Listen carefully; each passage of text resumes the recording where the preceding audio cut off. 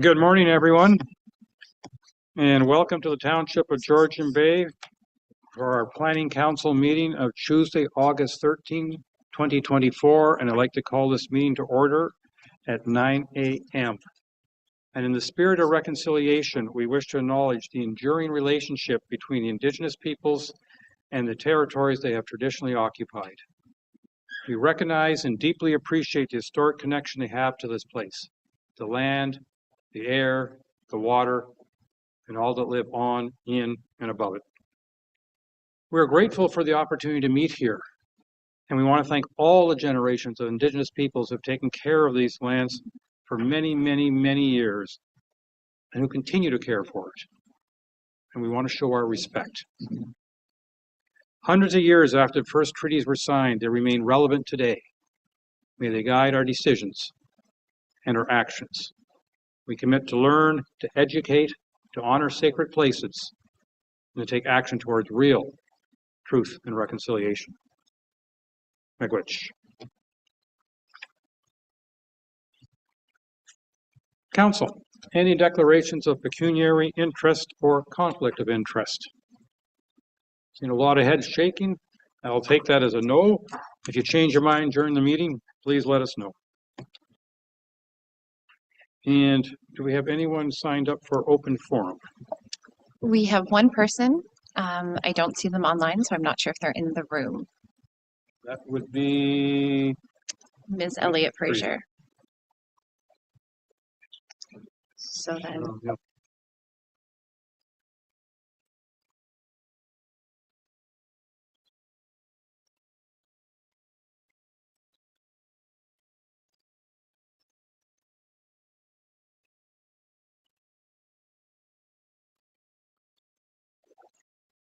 This morning, there is a public meeting scheduled for one Shore Road closing application. I will briefly summarize the procedure to be utilized for the meeting. First, the clerk will advise council as to when, how, and to whom notice of the public meeting was circulated for the proposed road closing being considered. Next, staff will advise for the purpose and effect of the bylaws and provide for any other information that is relevant to the applications, and staff will summarize the correspondence on file. From there, the public will have an opportunity to speak and provide comments to the bylaw being considered. Please be respectful of time and be concise with your comments. All commentators are requested to state their name and address. Council will then have an opportunity to provide comments for clarification. I now declare this meeting to be a public meeting pursuant to the Municipal Act SO 2001 C25 as amended to deal with the following proposed Shore Road closing bylaw. R24-03 for 168 Stewart Lake Road. To our clerk. notice of the public meeting was digitally published in a virtual newspaper and was sent to the abutting neighbors in the close proximity of the property at least 30 days prior to today's meeting. Thank you. Ms. Levesque, can you provide the staff report, please? Good morning, Mayor and Council. The only application we have today is for our 24-03 for 168 Stewart Lake Road. The application was received on March 21st, 2024. The Shore Road Allowance has been requested by the applicants to build a deck located on the Shore Road Allowance. The frontage of the shoreline is 29.477 linear meters at a cost of $242 per linear meter for a total purchase price of $7,133.43 plus HST. The property is zoned Shoreline Residential Type 1 as per the District of Muskoka GeoHub zoning layer, and there are no open building permits on file. We received no correspondence regarding this application. We have the location map of the subject lands here, and this property is located on Stewart Lake. We also have an aerial image of the subject lands as well as the survey. So you can see there are their existing cottage is located on the Shore Road Allowance as well. And Mr. Lourenco is present if you have any questions for the applicant or myself. Thank you. That is everything. Thank you very much. Are there any members of the public who wish to speak to this matter? Seeing none, I'm going to turn it over to council. And Councilor Jarvis, your hand is raised. Thank you. Through the mayor, just curious to the building department, within the shore road allowance, obviously we've got the building and septic and a shed. Both the shed and the septic don't meet our setback requirements, or am I wrong? And does that have any implications on whether we should be allowing the shore road allowance to be purchased, or it would be a condition that those items get corrected with regards to their setbacks in order for that shore road allowance to be allowed?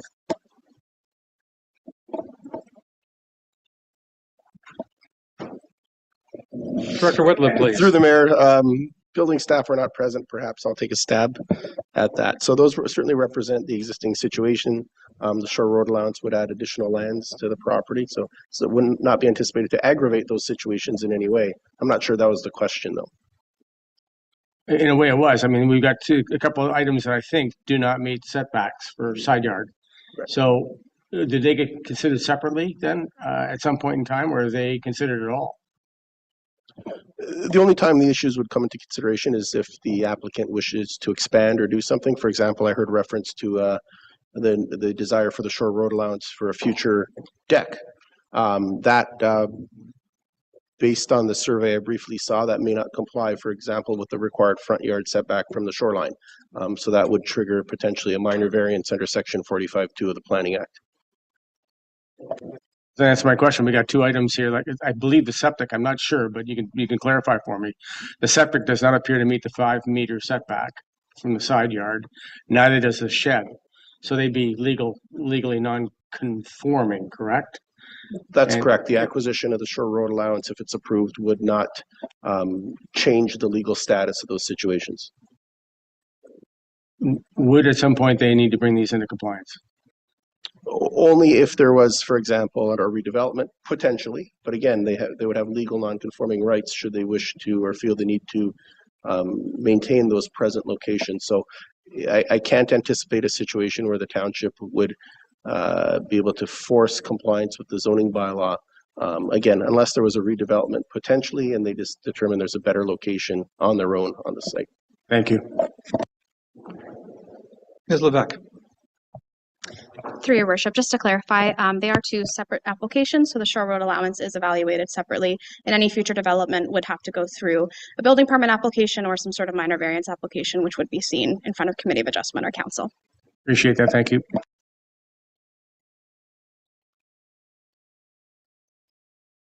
Oh, sorry, I'm not seeing any other hands raised, so I will read the motion. It's moved by Councillor Cooper, seconded by Councillor Predko.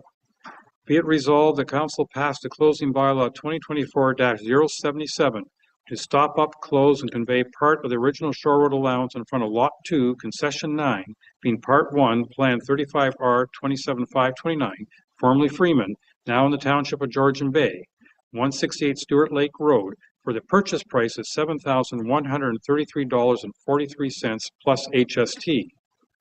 And the council passed the deeming bylaw 2024-078, part of Plan M228, formerly Township of Freeman, now in the Township of Georgian Bay, the District Municipality of Muskoka, not to be a registered plan of subdivision for the purpose of the Planning Act RSO 1990 CP 13S53.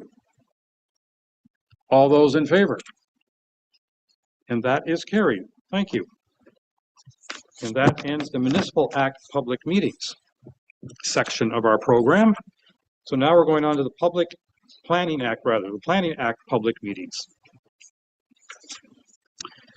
This morning, there are two public meetings scheduled for two proposed zoning bylaw amendments. I will briefly summarize the procedure to be utilized for the meeting. First, the clerk will advise council as to when, how, and to whom notice of public meeting was circulated for the proposed amendments being considered. The clerk will also advise of the appeal procedures. Next, staff will advise of the purpose and effect of the bylaws and provide any other information that is relevant to the applications. The clerk will summarize any correspondence on file. From there, the public will have an opportunity to provide comments on the amendments being considered. Please be respectful of time and be concise with your comments. All commentators are requested to state their name and address and sign in on the sheet provided. After the public discussion, council will then have an opportunity to provide comments for clarification. I now declare this meeting to be a public meeting pursuant to Section 34 of the Planning Act to deal with the following proposed amendments. Z 2313 for 65 Dayeo Drive and Z 24-10 for 7910 Go Home Lake Shore. To our clerk. First, I'd like to note that notice of the public meeting was digitally published in a virtual newspaper and was sent to the abutting neighbors in the close proximity of the property at least 30 days prior to today's meeting.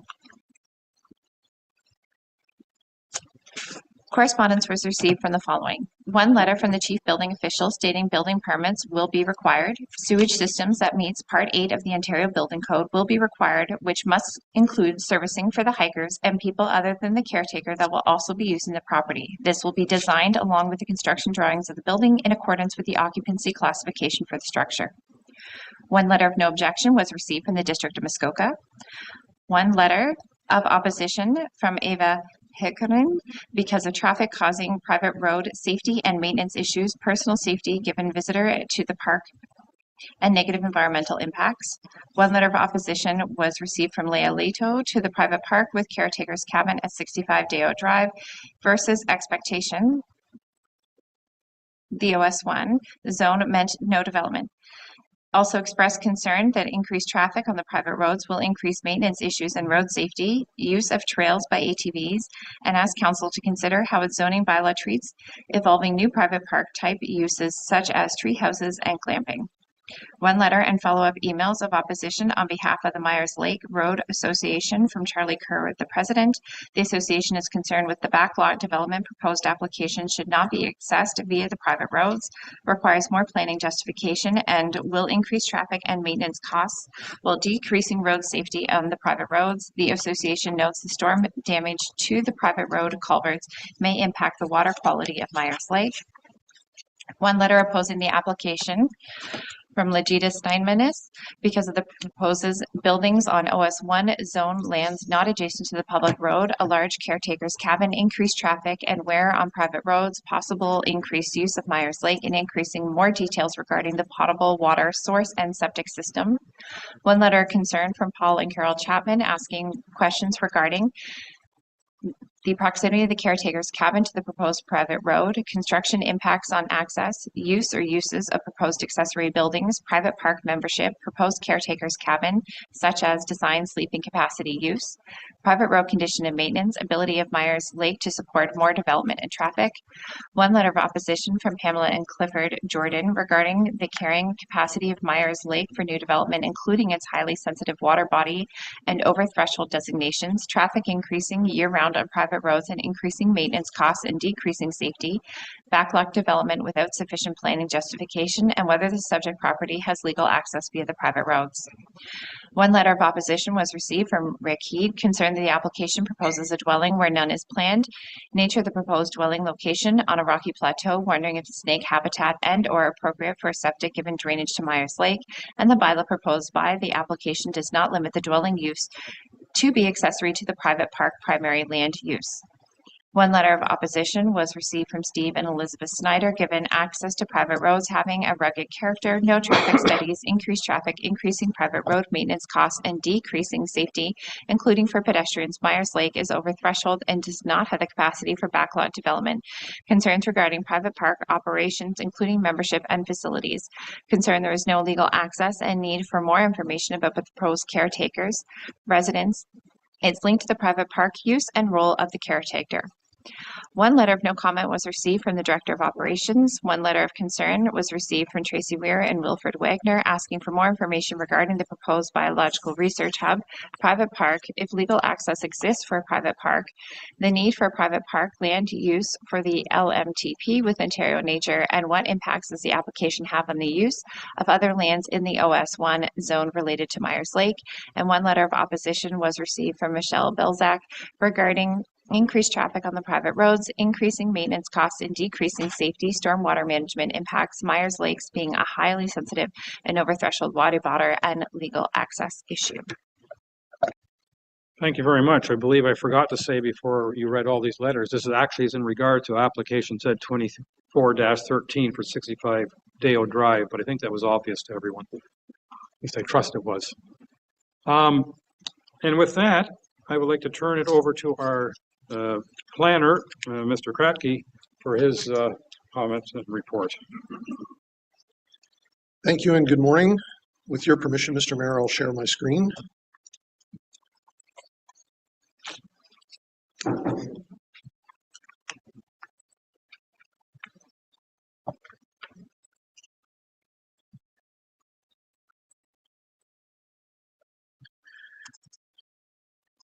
Mr. Mayor, Council, everyone in attendance here and online. My name is Jeff Kratky, and I am a registered professional planner employed full-time by the Township of Georgian Bay. We're here today regarding an application number Z2313 for subject lands known as 65 Dayeo Drive. The owner, Michael Bice, is here, and he is representing himself. However, he did retain a professional planner, a registered professional planner, who I believe is on the line and available to answer questions if there are any. I'm sorry, I've jumped 2 slides somehow.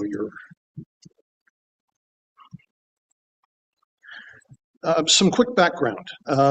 In 2021, the township gave the owner the opinion that the lands have legal access, and a PAC memo regarding their proposed outdoor education center. In 2023, the owner applied for the zoning bylaw amendment. At that time, the application was considered incomplete by myself, and discussions between the owner, the planning consultant, and myself took place. In 2024, the owner proposed a caretaker's residence and accessory buildings on the subject lands with a private park for natural research purposes. The subject lands are located in the very sort of northeastern part of the Township of Georgian Bay, and on the southeastern side, approximately, of Myers Lake, but separated from Myers Lake by the shoreline residential development that exists on the lake. The subject lands are only a part of the subject property, and so the rezoning application does not apply to most of the property, only to the subject lands. The proposed development of the subject lands on the subject property are a private caretaker's cabin, approximately here, being approximately 30 feet by 30 feet, a storage shed, approximately here, being approximately 12 feet by 20 feet, and a second storage shed, being approximately 10 feet by 10 feet. As you can see by the Google satellite view, this is a very rugged and natural part of the Township of Georgian Bay. And the subject lands are very much separated from the lake by existing shoreline residential development. However, what's not so clear from that aerial photography, and I wanted to provide council with some of my site photographs that I took in 2023, is that there are clearings located approximately where the PJR shows development locations. And that includes for the 10 by 10 storage shed, the 12 by 20 storage shed, and the 30 by 30 caretaker's cabin. The purpose and effect of application number Z2313 is to amend the Township of Zoning Bylaw so that map 43 in Schedule A rezones the subject lands from open space OS1 zone to OS1 exception XX. And again, that's only the subject lands, not the subject properties. Number 2, the table 16.3 regarding OS1 exceptions in subsection 16.4 adds a new row where column 1 states the OS1 XX zone per the bylaw 2024 XXX. Column 2 would state a caretaker's cabin. Column 5 would state, notwithstanding subsections, excuse me, Mr. Mayor, notwithstanding subsection 16.2, the front yard row and column 2 in table 16.2, the minimum front yard measured from the traveled portion of Dayeo Drive shall be 7.5 meters, and the minimum interior side yard and rear yard are 5 meters from the OS1 XX zone boundary. So in other words, development could not take place immediately adjacent to the remainder of the subject property outside of the OS1 XX zone. Second last, column 6 sets out an additional bulleted provision stating caretaker's cabin, a single family dwelling as a principal building which is used as a residence by a caretaker, inhabited in order to provide maintenance and added security to the premises. And lastly, column 6 sets out a second additional bulleted provision stating, notwithstanding subsection 4.7, accessory buildings and structures are permitted. The effect of the application allows a caretaker's cabin and accessory buildings and structures on part of the property that are the subject lands of the proposed rezoning. We've received a lot of letters from the public, and I know the clerk's already summarized them, but I wanted to try and distill them even further and identify some common topics between the letters. And I think the first one is the increased traffic and the private road maintenance cost increases and safety decrease. Secondly, Myers Lake water quality. Thirdly, the ability of Myers Lake to support more development without negative environmental impacts. Fourthly, opposition to backlot development. Fifthly, stormwater management. Sixth, legal access for the subject property. And lastly, more information regarding the proposed development. The District of Muskoka planning staff do not object. Georgian Bay Township Senior Management Team, the chief building official, as you know, is concerned about the septic and wants to caution the owner regarding the need for special septic measures for a private park. And the Director of Operations had no comment. The purpose of this public meeting is to get more information about the application. We're gathering comments, we're listening, and it allows the beginning of a dialogue. This is not meant to be the end. If the application is significantly revised, there may be a further public meeting. Otherwise, staff will report to council after a dialogue with the public with analysis and recommendations. Lastly, my recommendation to council today is that it accepts all the information presented, refers the information to staff for that dialogue with everyone, and that township staff shall not schedule the next meeting of council to evaluate the application until after the comments are addressed. Thank you. Thank you very much. Appreciate that overview. Mr. Bice, do you wish to address council, you and or an agent of yours? Yes, thank you. Please come on forward and turn the microphone on, identify yourself, and proceed.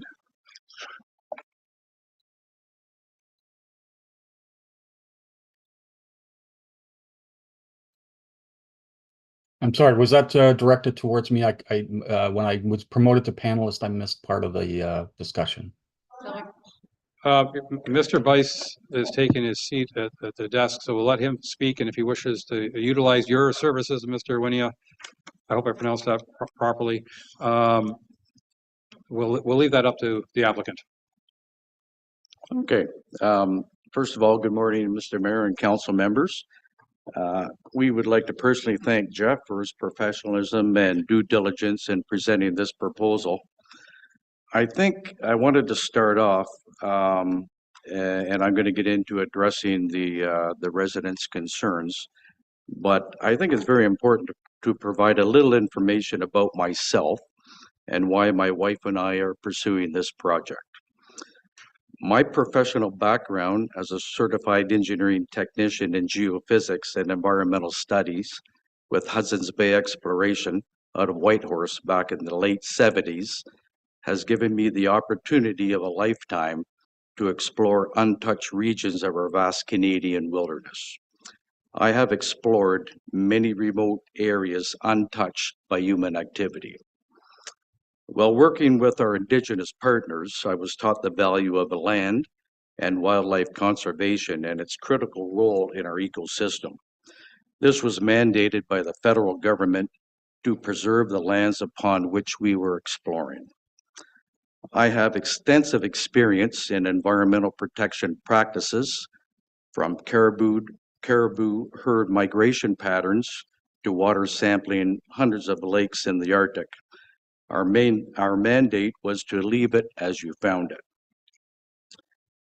In 2020, my wife and I purchased this seemingly untouched 82-acre property. It was abundant with wildlife and a very active beaver pond. We were looking for a property with the hopes of establishing an outdoor wildlife education center, something similar to Halliburton Forest and Wildlife Reserve, if any of you know of that area. That's 300,000 acres. We're just talking a small area, but the idea was mind-blowing. This would be our retirement legacy. So I'm 66, going to be retiring soon. My boys are going to take over the business, and I wanted something to keep me active. And I've been in nature all my life, so this was right down our alley.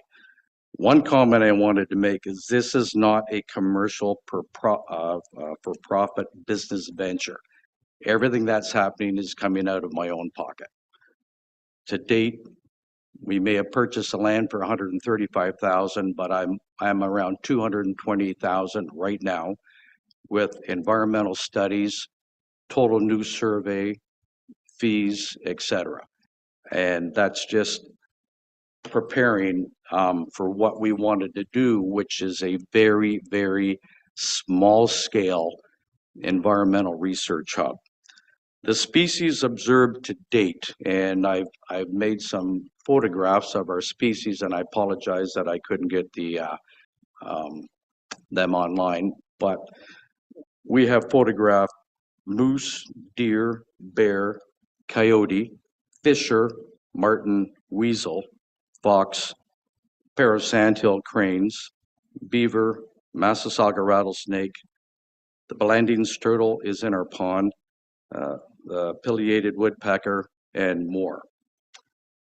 So when I saw we had an entire ecosystem, entire food chain, and I thought, oh, this is interesting. And it was by fluke at the very southern edge of the property that I came across a game trail, set up the cameras, and over 2 years, it was just 1, 2, 3, 4, 5, just one after the other in their cycle. So this is what gave me promise for this property, that it is a mini biosphere in itself.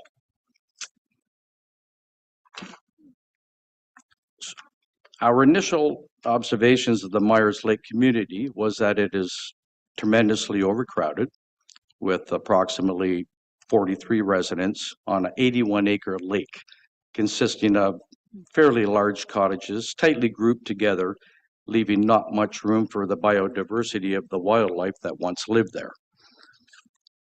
To make matters worse, there's no marina on the lake, so everyone, when they go to fill their pontoon boats, jet skis, wakeboarding boats, they're doing so at their dock, and there's no account for controlled fueling of their boats, and there's no control of any spillage. Everyone that I spoke with had a Massasauga snake story that didn't end well for the rattler. And I'm a fairly sociable person, so I talked to a lot of the homeowners just to, get their feel on any experiences they had. One gentleman was telling me about the wolf that used to frequent the area, and but the common denominator were snakes, and more snakes. So we also heard stories of snakes being destroyed. And that perhaps would be a gray area if it's in a house and someone's feeling threatened. However, the relocation of snakes can't be any further than 500 meters from their gestation site. Otherwise, you might as well destroy them and kill them because they won't survive. I had a chat with Jeremy Rouse, the M&R Massasauga rattlesnake. He holds his master's, and that was his research on there. And we had a chat there, and he's going to come out to our property and locate the gestation sites so that if any relocation of rattlesnakes are taking place, they can put them back on our property near the gestation site, because the fines are quite heavy. If you look at on the Ontario Nature site, it can be a maximum of $250,000 fine. So you kill a female, and let's just assume 4 babies, they have 12, you're looking at $1.25 million fine, potentially.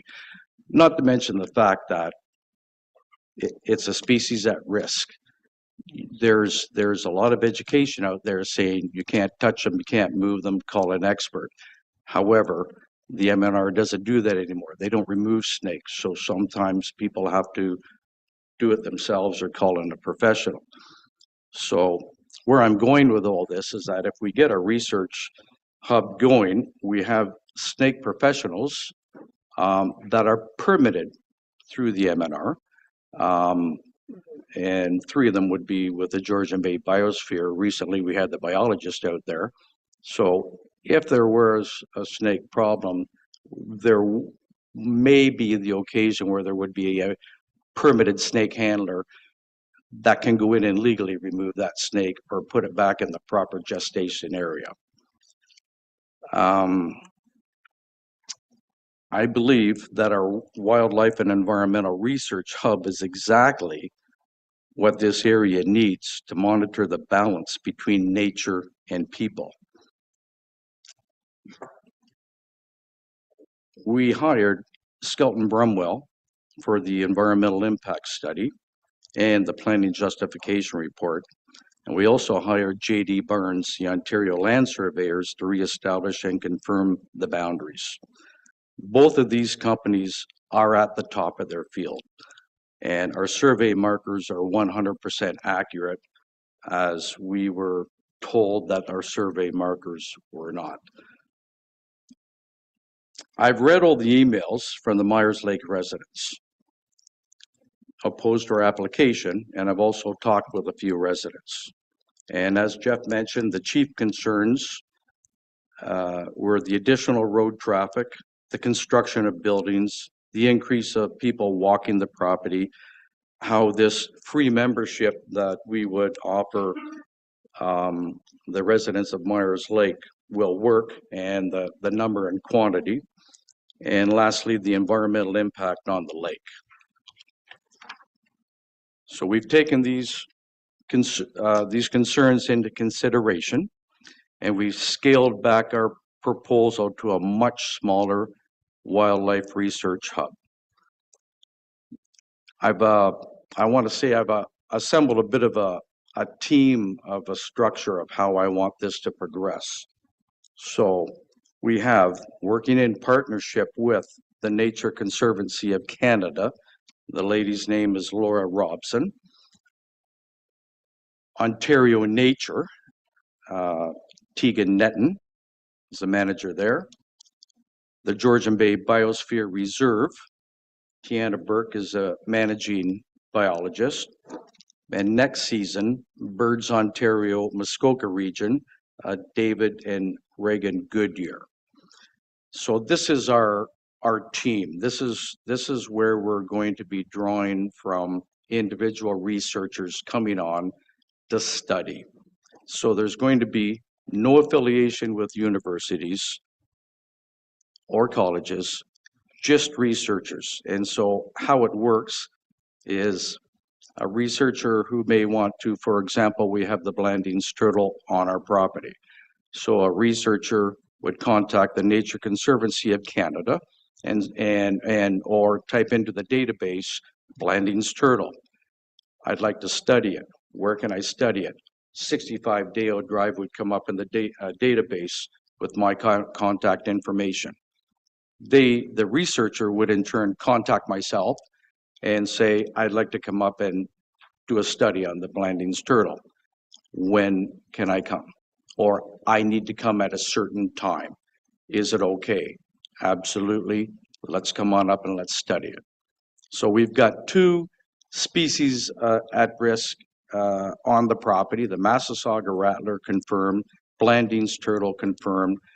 There may be more, but we don't know yet because we're just in the infancy of the program.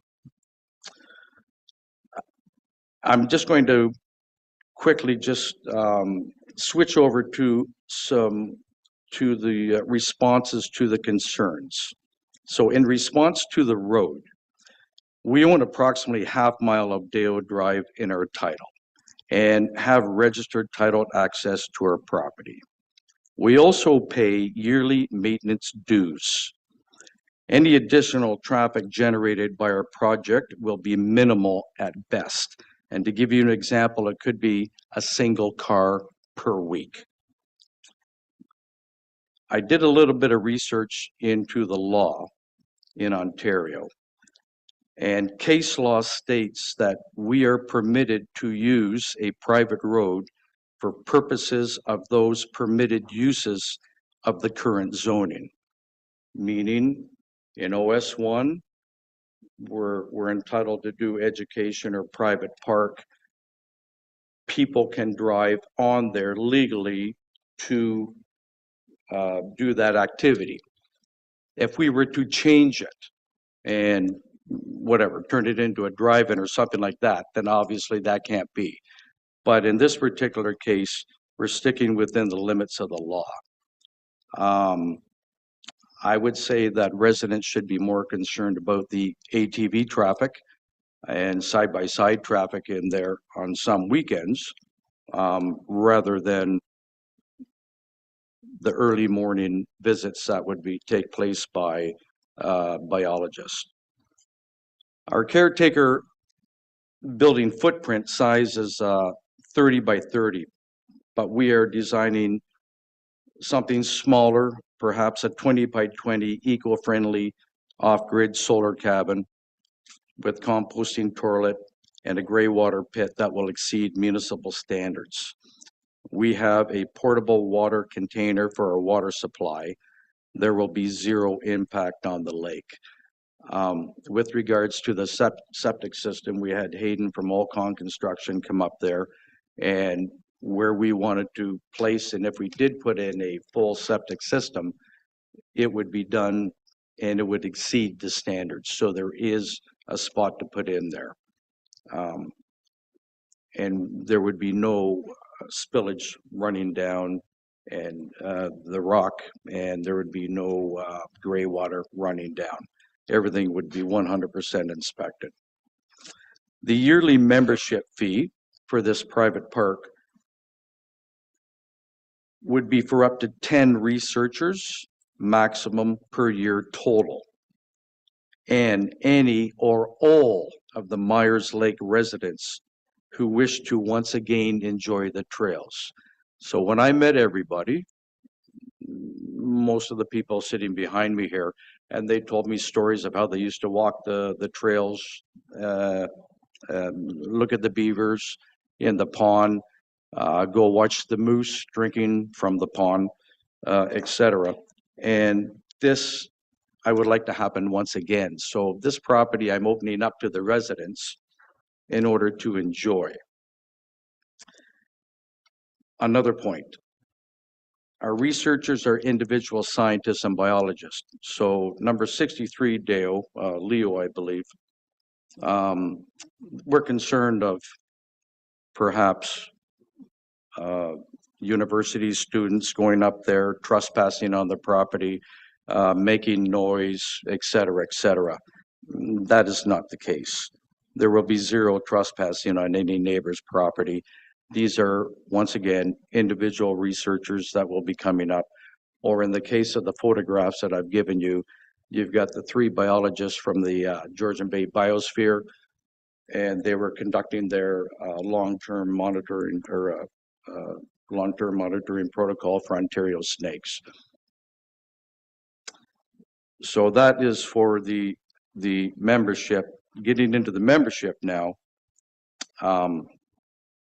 it would be a release waiver form that they would sign. Basically something similar that would be when you go on a ski hill and you've got a waiver form on the back of your ticket. It would be valid for 1 year and can be renewed.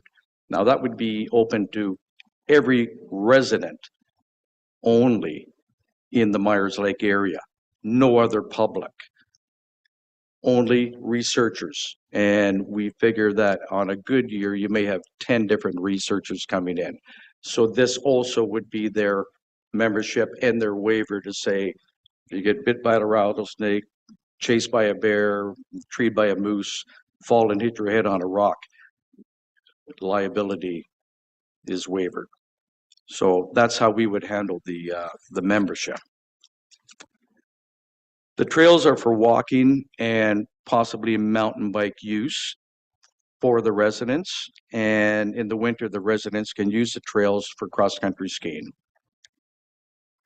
Now, on another note, Pam was asking who my contact was at the MNR. The initial conversation that I had, because when I started this idea and I bought the property first because I saw its potential and I was going to figure things out in terms of buildings, etc. I was going to worry about that later. But in the initial phase of buying the property, we wanted to go ahead and get this up and running as a research hub. So my initial conversations with the MNR were with Kate Reinhardt regarding our proposed wildlife research hub. Kate gave me protocol guidance on handling of live species and was pleased that as a landowner I was taking this initiative. She wished that more landowners would do the same. My final comment regarding the emails and complaints and concerns is the notion that I'm undertaking this project to use a caretaker dwelling solely for personal purpose. This could not be further from the truth. I've been open, transparent, and approachable from the beginning, and I have requested to be added on many occasions to the Road Association's email address list for those residents I wouldn't normally see or communicate with. It would have been helpful to open up a discussion of this a few years back, but I was told we're not a cottage association, we're only a road association. Well, moving forward, the chief complaint is the road. So I think it would have been good back in the days had we started this communication with everyone involved 2 to 3 years ago. There's been some, this has led to miscommunication. Last year, we replaced the culverts on the original 80-plus-year-old road/trail, which there is. And running diagonally through the property, where you see it heading from north to south-south or west to southwest. That is the original trail into the property before there were cottages, roads, and lots in there. So one of the local residents called the bylaw on me and said that I was clear cutting land in there. And so when they came in, I said, well, how many tree stumps did you see as you were walking in? Well, none. I said, exactly. So I brought him over and he saw the 80 to 100-year-old culvert that I was replacing and that we were trying to reestablish the trail in there again.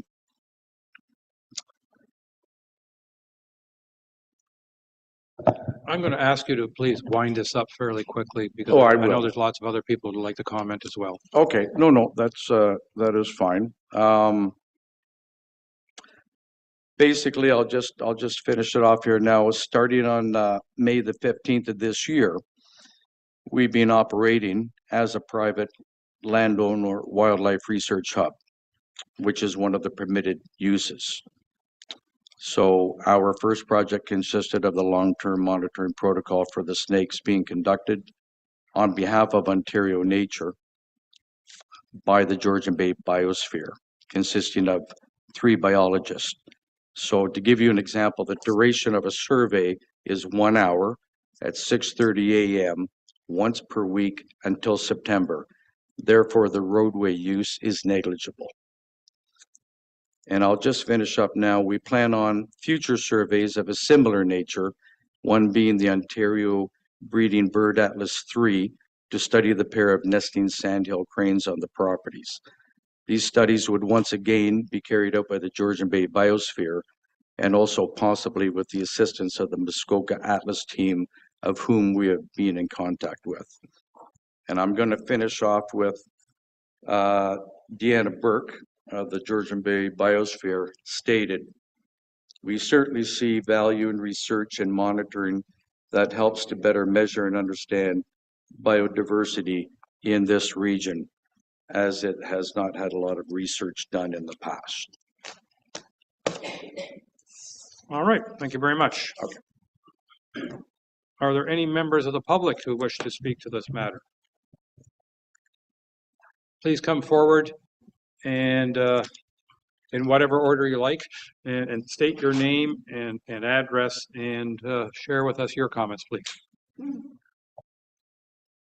Elizabeth Snyder, 249 Wesley Road. Good morning, everyone.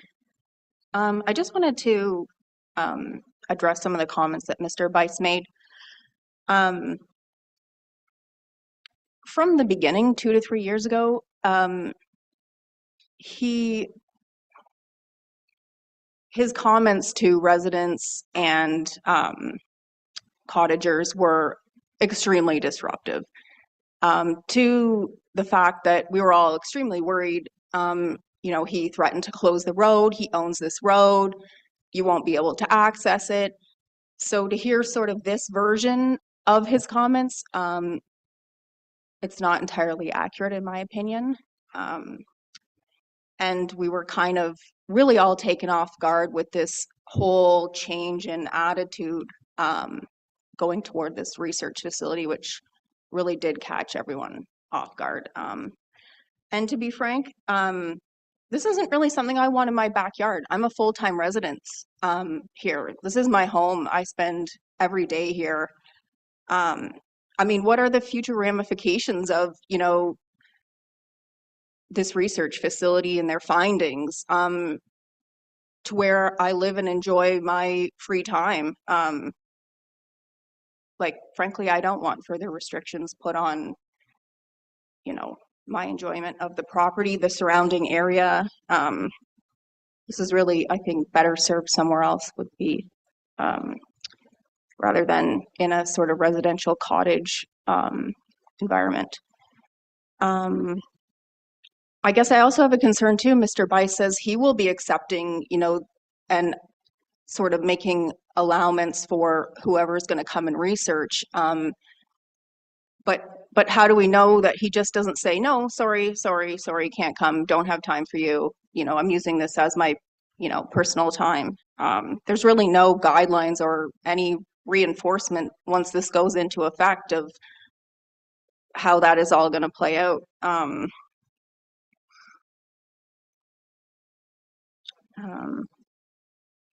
I mean, and then, you know, there's the issue of liability. We all, as owners of the road and this property, are liable for any injuries resulting from researchers traveling it. So is that something that we're just supposed to say, yeah, for sure, we'll take on that responsibility?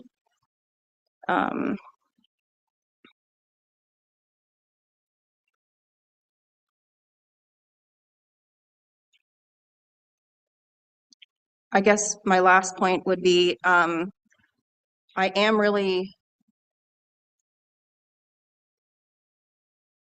not sure that he has legal access of this property. On his deed, or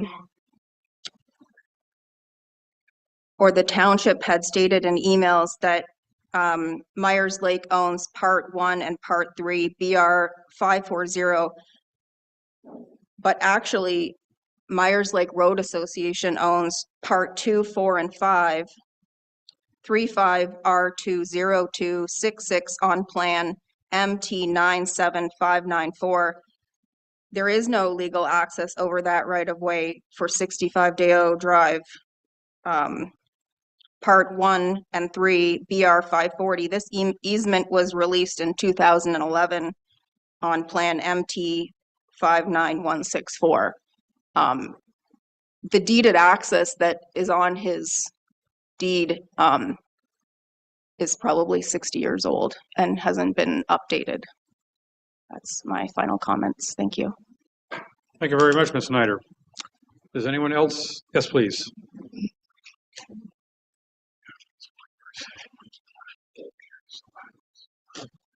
Good morning, Council and Mayor. My name's Pam Jordan, 241 Wesley Road.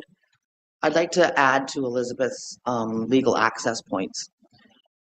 It's so hard to explain how that changed, but when there was a plan of subdivision put in 1999, at the end of that legal subdivision, there became a piece of road where you had to do a 180-degree turn and go back down to the old shore road allowance. As an association, we went together over a 7-year period, hired a lawyer, and purchased a piece of land so we didn't have to drive down this unmaneuverable piece of road. When I look at the legal access that the township lawyer, and I'm not a lawyer, but what they're saying he has legal access on is the old original piece that went down to the shore road allowance. As an association, we actually bought that little piece, bought a new piece to put our road on, and sold the original shore road allowance. I'm trying to make this as simple as possible, to the cottage that's beside it at 61 Wesley. The best way for you as planning council to understand it is to meet me on site at 61 Wesley Road. I can show you the overgrowth on the piece that it says Mr. Bice has access, and I can show you the piece that we bought. It is a very small piece, but the association does own it. At that time, everyone had to agree to purchase it, and it took us 7 years to get everyone to agree. And the back lots were not listed for whatever reason at that time. If they believed that they couldn't be developed, I don't know the reason. I've went to the lawyer's office who did all this for us as an association. We've retained them.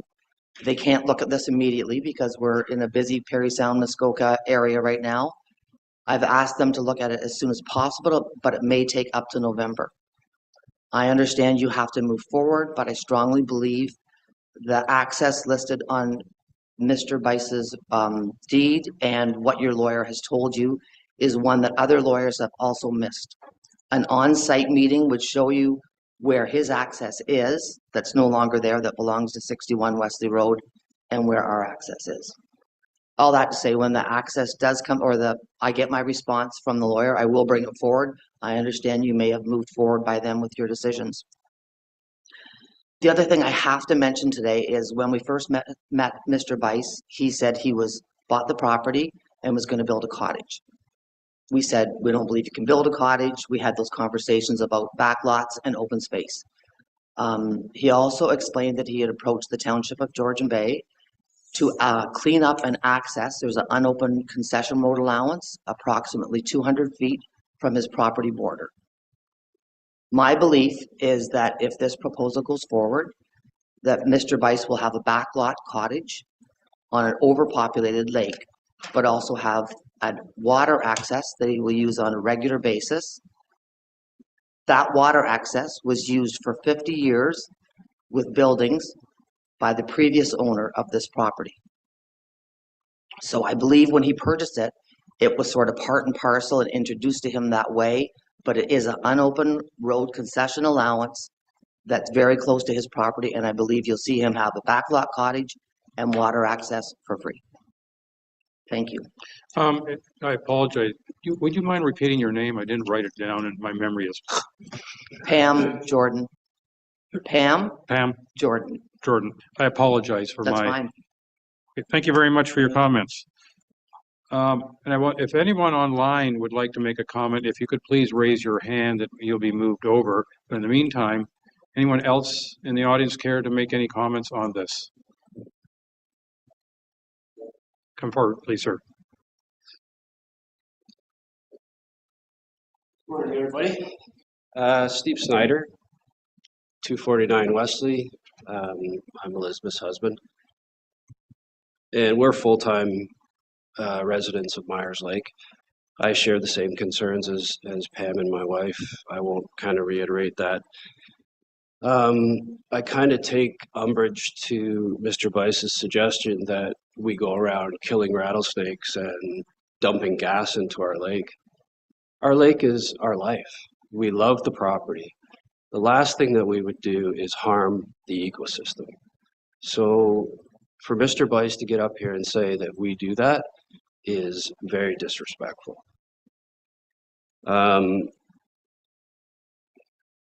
Again, to reiterate, Mr. Bice came in suggesting he was going to build a cottage.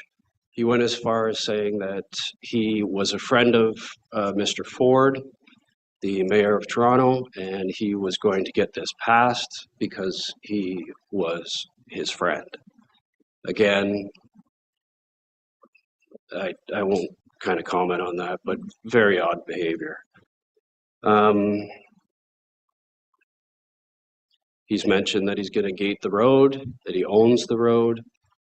Again, I'm not a lawyer, but legal access and deeded access are two separate issues. Legal access gives you access to use the road, but deeded access does not give you the right to build anything on your property. We own a back lot along with the Jordans, and when we sat down with the lawyer, she went over the whole road allowance and had us sign the fact that we had no deeded access to our property. It's a back lot, the same as Mr. Bice's, so I'm not quite sure exactly where the legal access and deeded access comes into play here. Because my understanding is that legal access gives you the right to use the road. Deeded access is a whole different ballgame. So I think council needs to look into that. It's a issue. And the fact that this caretaker loophole is being taken advantage of by Mr. Bice, in my opinion, is just a strategy for him to be able to build this cottage, and because he wasn't allowed to build it as a regular person. So now we have a whole change of strategy. I think it's kind of odd that that happened, and I don't think it's right. If council wants to open up, and I understand that every applicant and every variance is taken case by case, but you guys are opening the floodgates here. We own a back lot. Am I a caretaker? I think I am. Can I build a caretaker cabin or a shed or whatever? I don't know. And it's going to be the same. Everybody that owns a back lot now sees a window that they can open and develop that property. Mr. Bice purchased that property for well under what it would have been if that was a legally deeded lot. And it was the same as with us when we bought our back lot. We bought it just so no one would come and camp on it. We don't touch that lot. It's there as it's been since we bought it. And that's the purpose of a back lot. Myers Lake is a small lake. It's overpopulated right now. You can say that you're septic and everything is up to code, but we all know where the septic water goes eventually. It goes into the lake, everything does. I think it's a slippery slope that you guys are considering here, and I think you really need to take that into account. That's about all I have to say. Well, thank you very much, Mr. Snyder. Again, I'm going to remind anybody who's online in a participant category, Sorry, attendee category, if you wouldn't mind putting your hand up if you wish to speak, then we would move you over. And again, anyone else in the audience wish to speak? Yes, ma'am.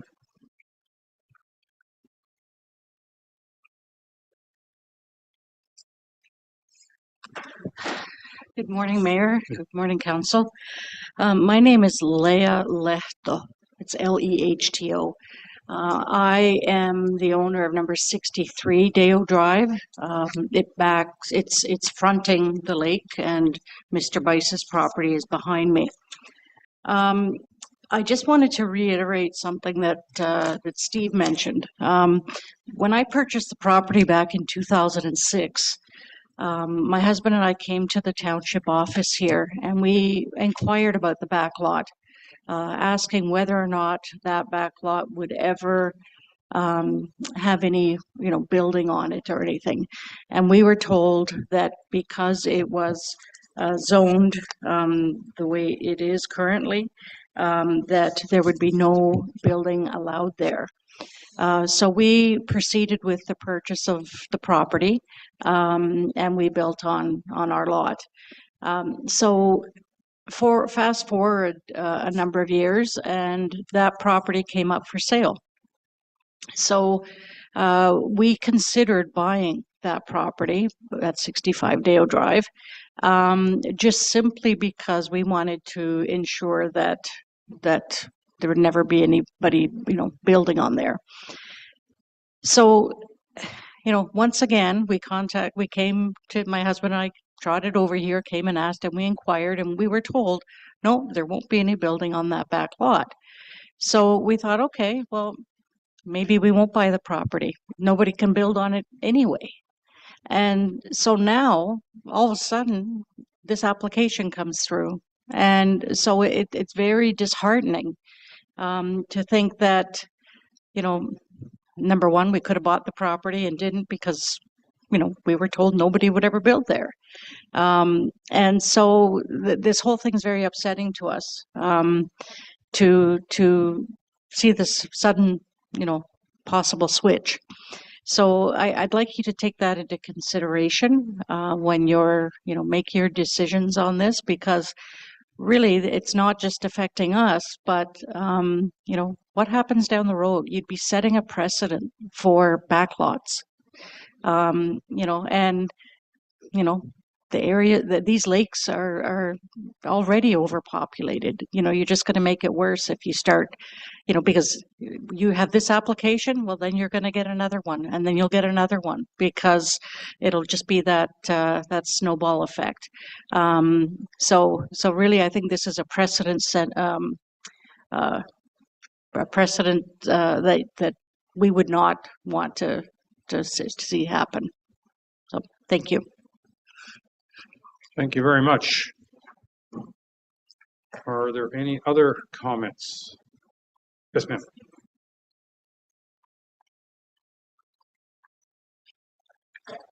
Good morning, everybody. My name is Tracy Weir. We own a property at 41 Wesley Road, my husband, Wilfred Wagner, and myself.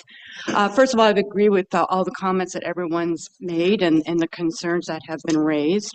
I do want to, I think I'm even a little bit more concerned about what the true intention is of this particular development.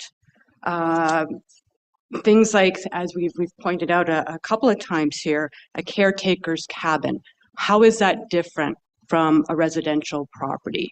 I have no idea, and I don't think it's been well explained. I'm a little bit concerned that he keeps talking about and presenting documents to you about this biological research hub and this altruistic intent of not collecting any money. This isn't a commercial operation. Everything's going to be free. He's funding it himself. That sounds wonderful.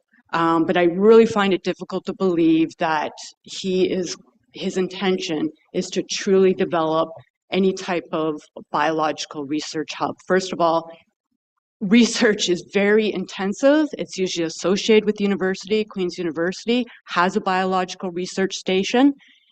They've got expansive infrastructure.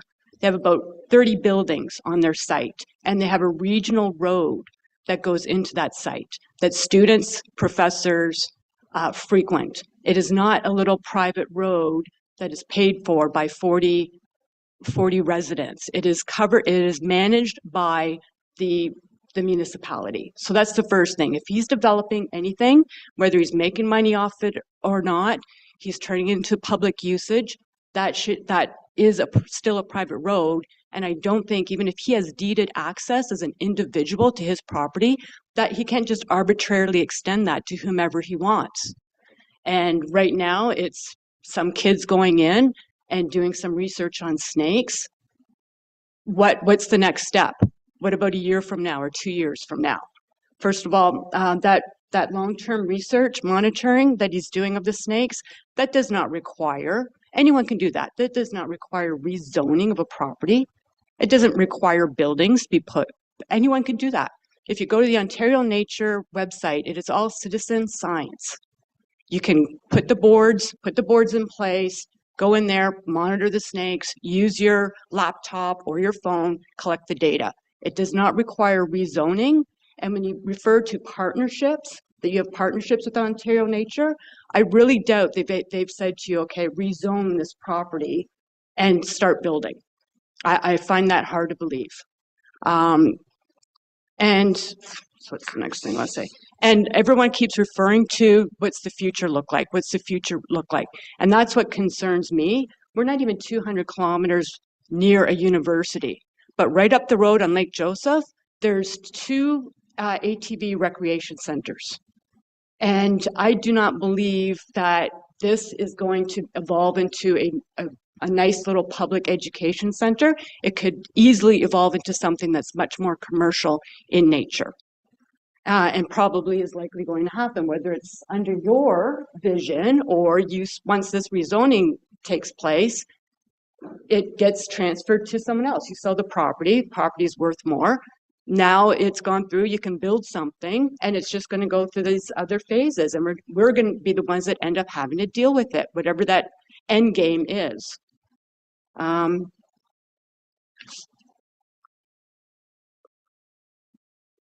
And other things that people keep referring to. So this land that Bice owns also abuts another about 100 acres of vacant land zoned OS1, which also does not have deeded access. So as a couple of people here have already mentioned, so what does this set a precedent for?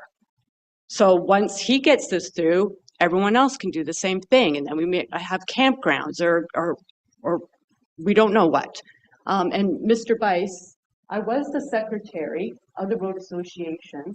You've stated here that no one wanted to talk to you or were interested in speaking to you. You were invited.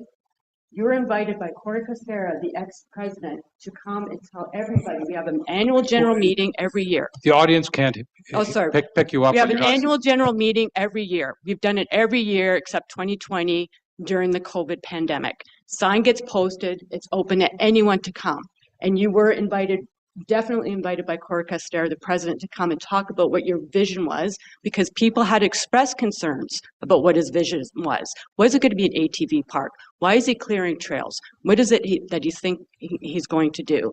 And you chose not to come and speak to people. So you did have the opportunity to talk to us before you submitted this application. Everyone has the right to access their property, but as co-owners of this road, it's just like any other type of property you co-own. We all need to approve how it's being used. And we have the association, no one has agreed to this becoming a public use road that anyone can just use, whether it's for research, whether it's for commercial, recreational purposes. No one has agreed to that. And I think the owners should all be agreeing to that. I think that's pretty much all I wanted to say. All right, thank you very much. I see Peter Salala online. Mr. Salala, do you wish to speak to this matter? Yes, if I could just add a few comments. Can you hear me okay? Yes, we can. Thank you. Oh, okay. All right. Thanks. And I think all of the comments that I've heard are certainly valid and worth considering. I'm at 151 Wesley Road, and my family's been on that lake probably one of the original families back in the 1961 was when my father purchased that land. And we've seen a lot of changes over the years. And really my comment, not to repeat anything that anybody else has said, but really it sort of goes to the legal principle, I believe, that applies to all private property owners, that they have a right to quiet enjoyment of their property. As you heard, Myers Lake is a very small private lake. And I'm still a little confused as to, is the intended use actually private or commercial? Because to me, and as other people have said, I'm not a lawyer either, but when you say a caretaker's cabin, that implies to me that someone would live there and would be paid a salary to stay there and maintain the property. When you talk about membership, to me, that implies a revenue source. So to me, it just seems to be more of a commercial enterprise rather than a private enterprise. So then that brings into sort of question, what about a future change in use? As some of the other residents have already said, if it's commercial, turn it into some other kind of business down the road. And really going back to my original point of the effect on quiet enjoyment, what's the effect on the private property owners and their quiet enjoyment of their property, particularly the ones that are adjacent to the property in question? I mean, I'm further down the road, so it's not immediately there, but it does have an indirect effect on me and more of a direct effect on those property owners. And people have already mentioned the effect on road use, the increase in traffic, the wear, the ownership of it, and so on. So anyway, those are my comments, and thank you. Thank you very much. Anybody else? Yes, sir.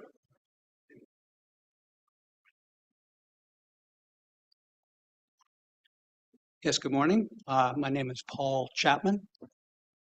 My wife Carol and I own the property, the shoreline property at 139 Dayeo, which is directly in front of the subject property.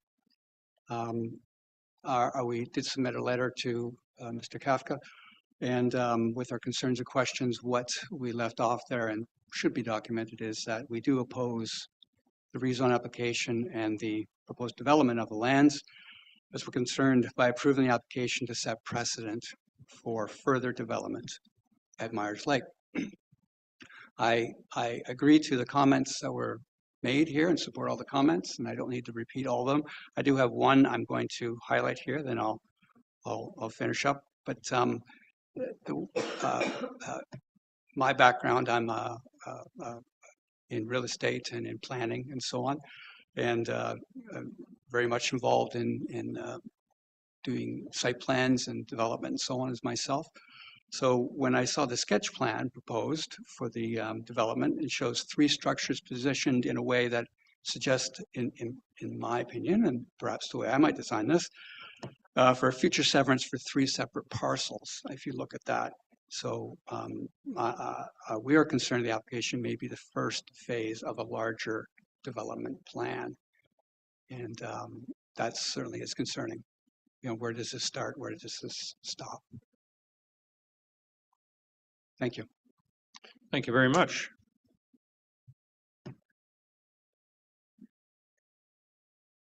Not seeing any more hands. I'm going to turn it over to council. And Councillor Bocek has had his hand up for the last 3/4 of an hour, I think. So I might as well give you the first chance. No kidding.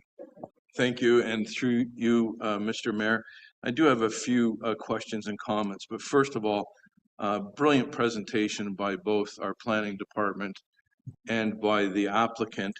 And I want to thank the folks that have come and made their concerns heard, because without your giving us your feelings, we don't really see the whole picture. So thank you for showing up.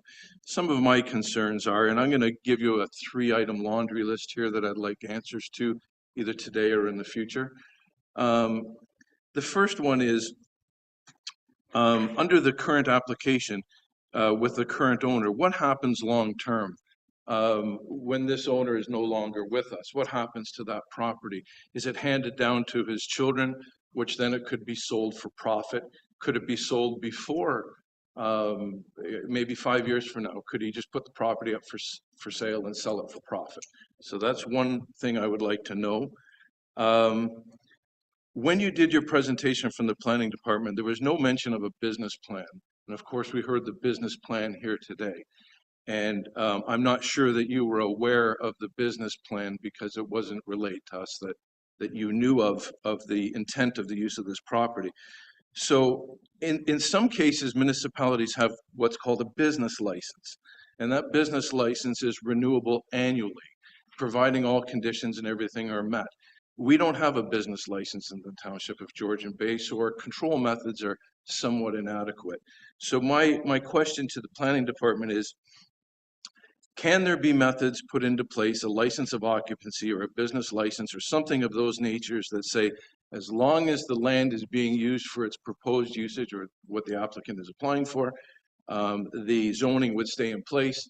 But if there was some sort of deflection from the original business plan, that the zoning would revert back to the open space zoning. So questions that are fairly complex, but answers that I need to have in order to make an educated decision on this application. So feel free to give me what you have today, but I'm more than willing to hear what you research. Thank you, Mr. Mayor. Through you to Councillor Bochek.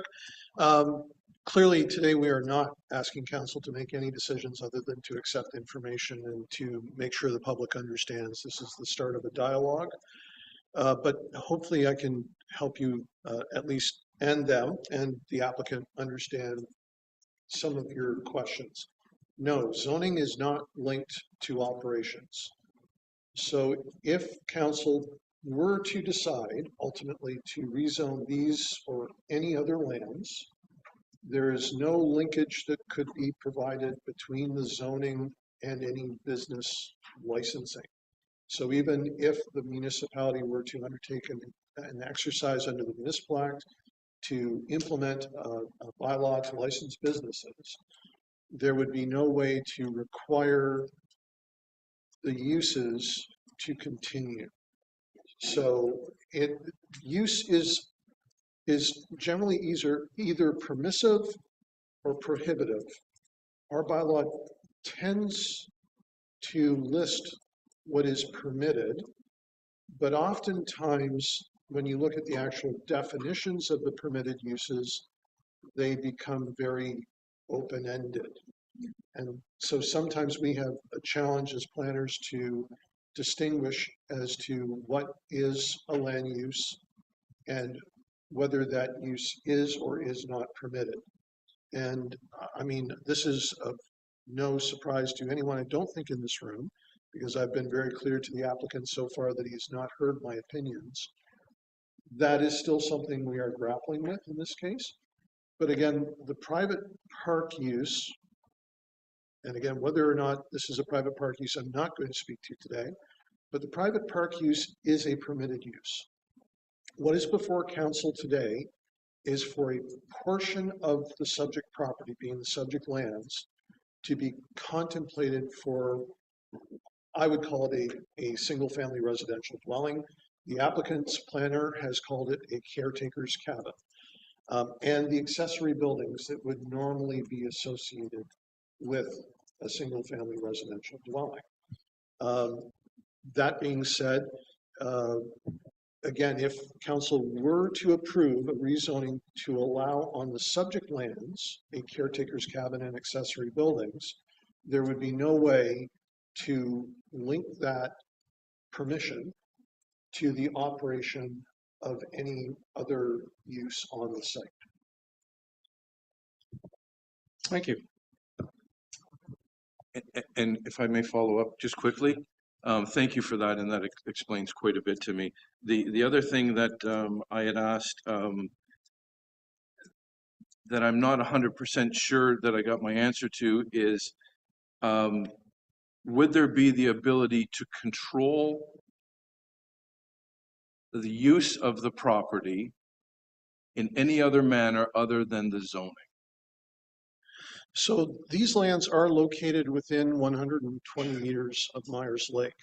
We have not specifically asked our solicitors this question, but my understanding of Ontario's regulation to reinstate council's right to require site plan control on properties near a water body extends to the entire property, because you cannot register a site plan control agreement on part of a property. So my understanding is that yes, we would, because it's close to a water. Additionally, if this is a private park use that is being undertaken on these lands, then our site plan control bylaw would allow us to require a site plan agreement for that use.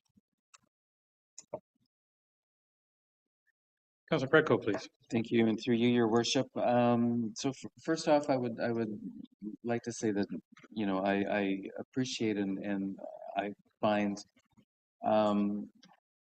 using your property for research purposes and protecting and learning about the wildlife and our ecosystems applaudable, and from Mr. Bice's presentation, I think there's a lot of good intention that's been presented to us today, and I hear the residents' concerns that this isn't compatible, and there's concerns really with what is the legal access that he has to this property, and has the legal opinion that the township has received. And I've taken a look at, is it looking at the wrong piece of road, as I think Ms. Jordan was pointing out to us this morning, and given the differences of opinion, I would actually think that it's maybe appropriate for us to take an opportunity to see the road difference between what the surveys that we have had analyzed by our legal opinion compared to what the road association says that they have, and perhaps have an opportunity to talk more with the residents' concerns and Mr. Bice's proposal. And most of my other questions were going to be very similar along the lines as Councillor Bocek's about how can we restrict use and whether or not that could extend to preventing ATV trails. I don't think we can do that, but can we? If we have site plan control, then I realize from a building envelope and what is eventually could be built would be under the control of staff. So I don't think I have a remaining question other than how do we resolve this issue of what is the legal access? And I know we have two opinions, and we don't want to really revisit that unless there is a mistaken location of where the road is currently and what the restrictions are versus what our lawyers picked up from Mr. Bice's deed. Through you, Mr. Mayor, to Councillor Predko. So I guess I'm going to answer the second part of your question, and I'm going to then give it over to Derek to answer the legal access part of the question. Your question regarding the nature of the use is something that we are definitely still considering. And I think that what is clear is that a private park that is a permitted use in the OS1 zone does not allow ATV tracks or even horse racing. It does allow walking trails, cross-country skiing trails, equestrian trails, not for racing, but for the purpose of simply horse riding. All of those types of uses, and they are allowed on a private member basis. And my understanding of the private road access that our lawyers have reconfirmed now 3 times exists, is that there is no limit.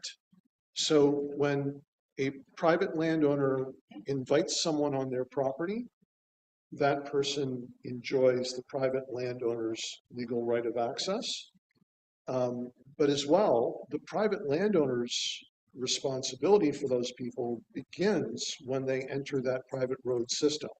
So when a private landowner invites a courier to make a delivery to their cottage, that courier is at their risk while it is traveling on that private road system. The same would be true of a private park in an OS1 zone. So that's the part that I will answer, and I'm going to turn it over to Director Whitlip for his discussion regarding the third legal opinion. Thank you, Jeff. Through the mayor to Planning Council. So, the discussion here, there's two things, I think, substantive things. There's the land use request, the rezoning request, but a very relevant and important technical issue related to that is the matter of access. You've heard Mr.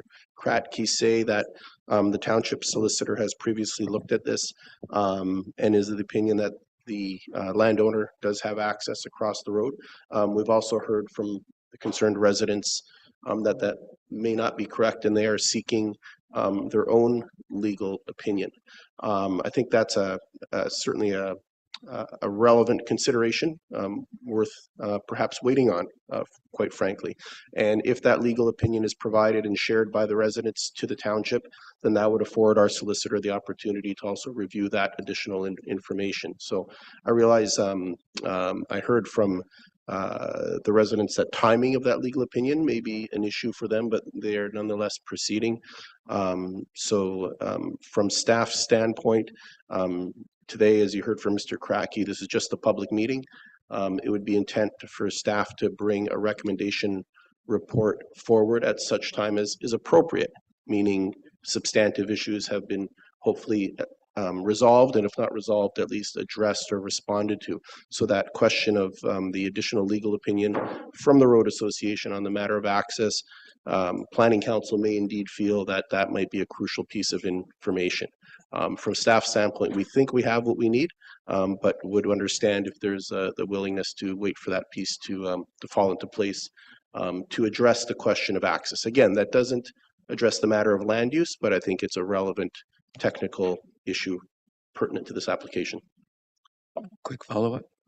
The one other area of potential concern for me as the ward councillor is that the township road, Silver Sands Lake Road, that leads to Myers Lake Road is not in very good shape from a maintenance perspective, and I know the residents of Myers Lake routinely comment with their concerns on the quality of the township road.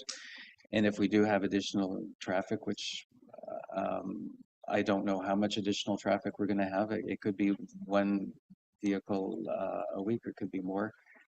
We don't have a traffic analysis on that. So I would be concerned from the township's perspective that we have additional risk to people with vehicles that might have damage due to the potholes unless we take some more aggressive maintenance measures in this area.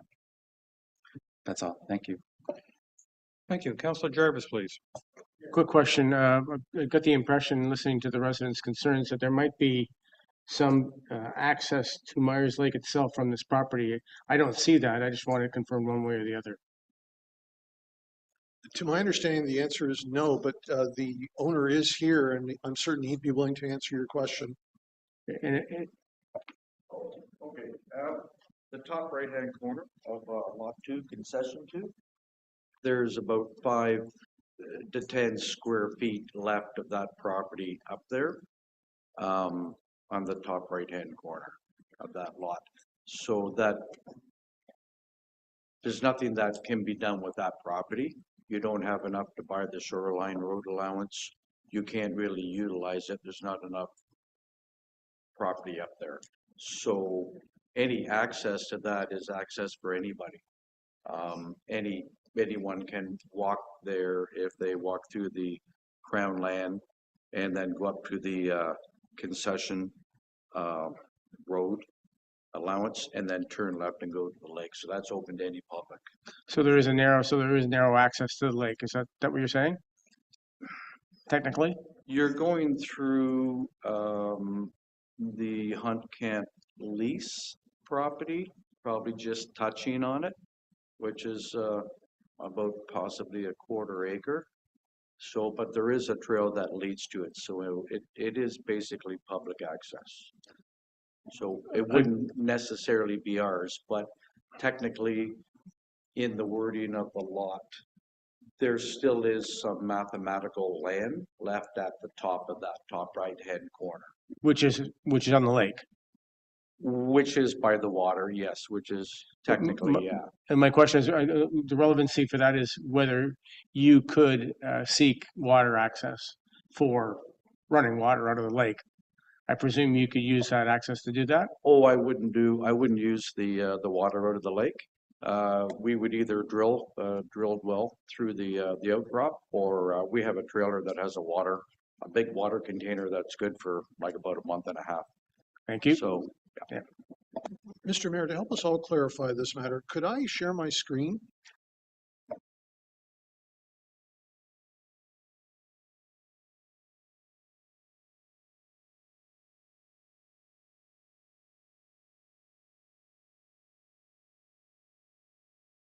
And perhaps, Mr. Mayor, through you, if you could indulge me, if Mr. Bice could come back to his microphone, I'd greatly appreciate understanding this better as well.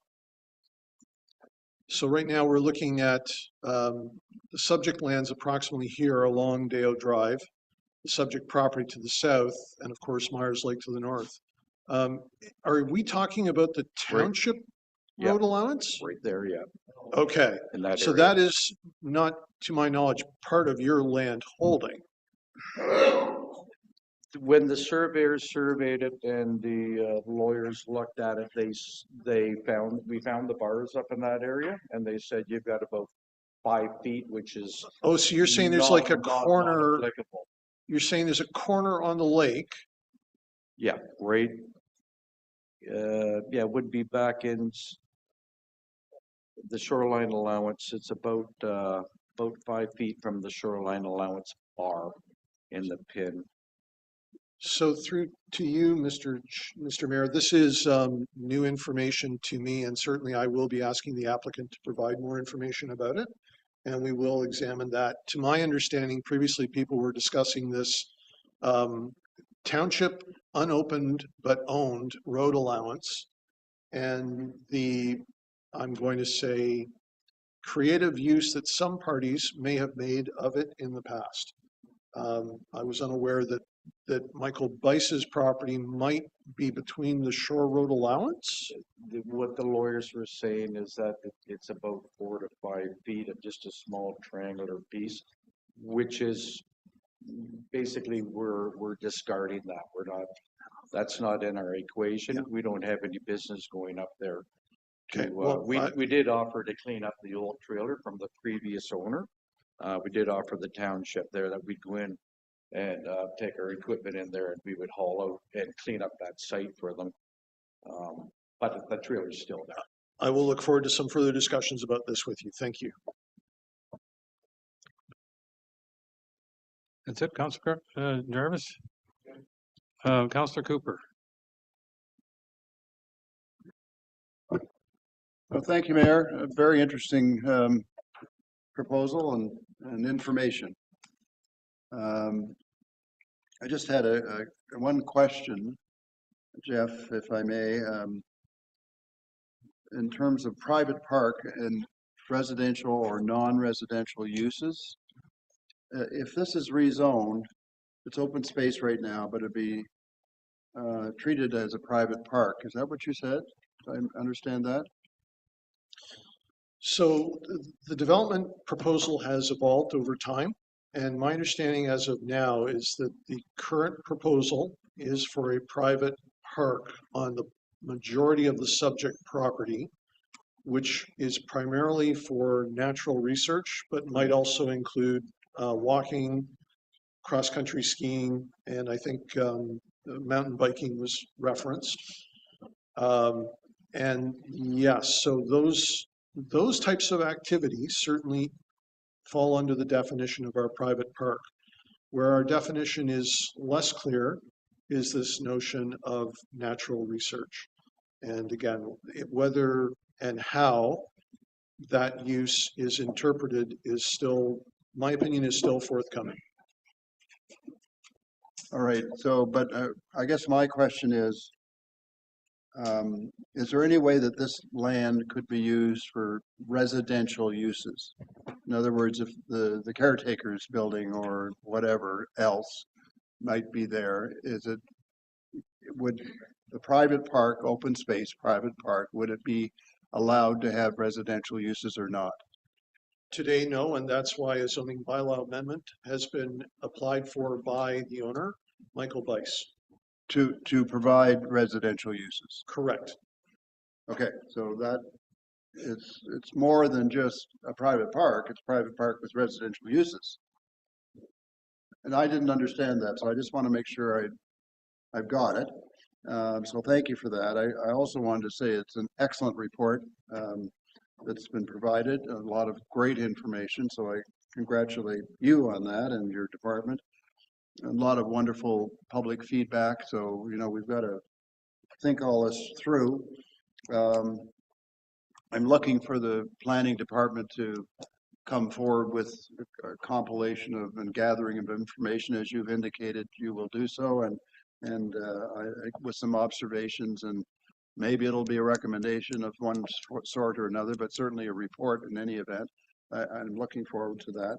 But finally, I'd just like to say that I wanted to also commend, I don't know whether this is the planning department, but certainly the clerks department, because I was thrilled to see that we had not only a reporting of feedback, but the reasons.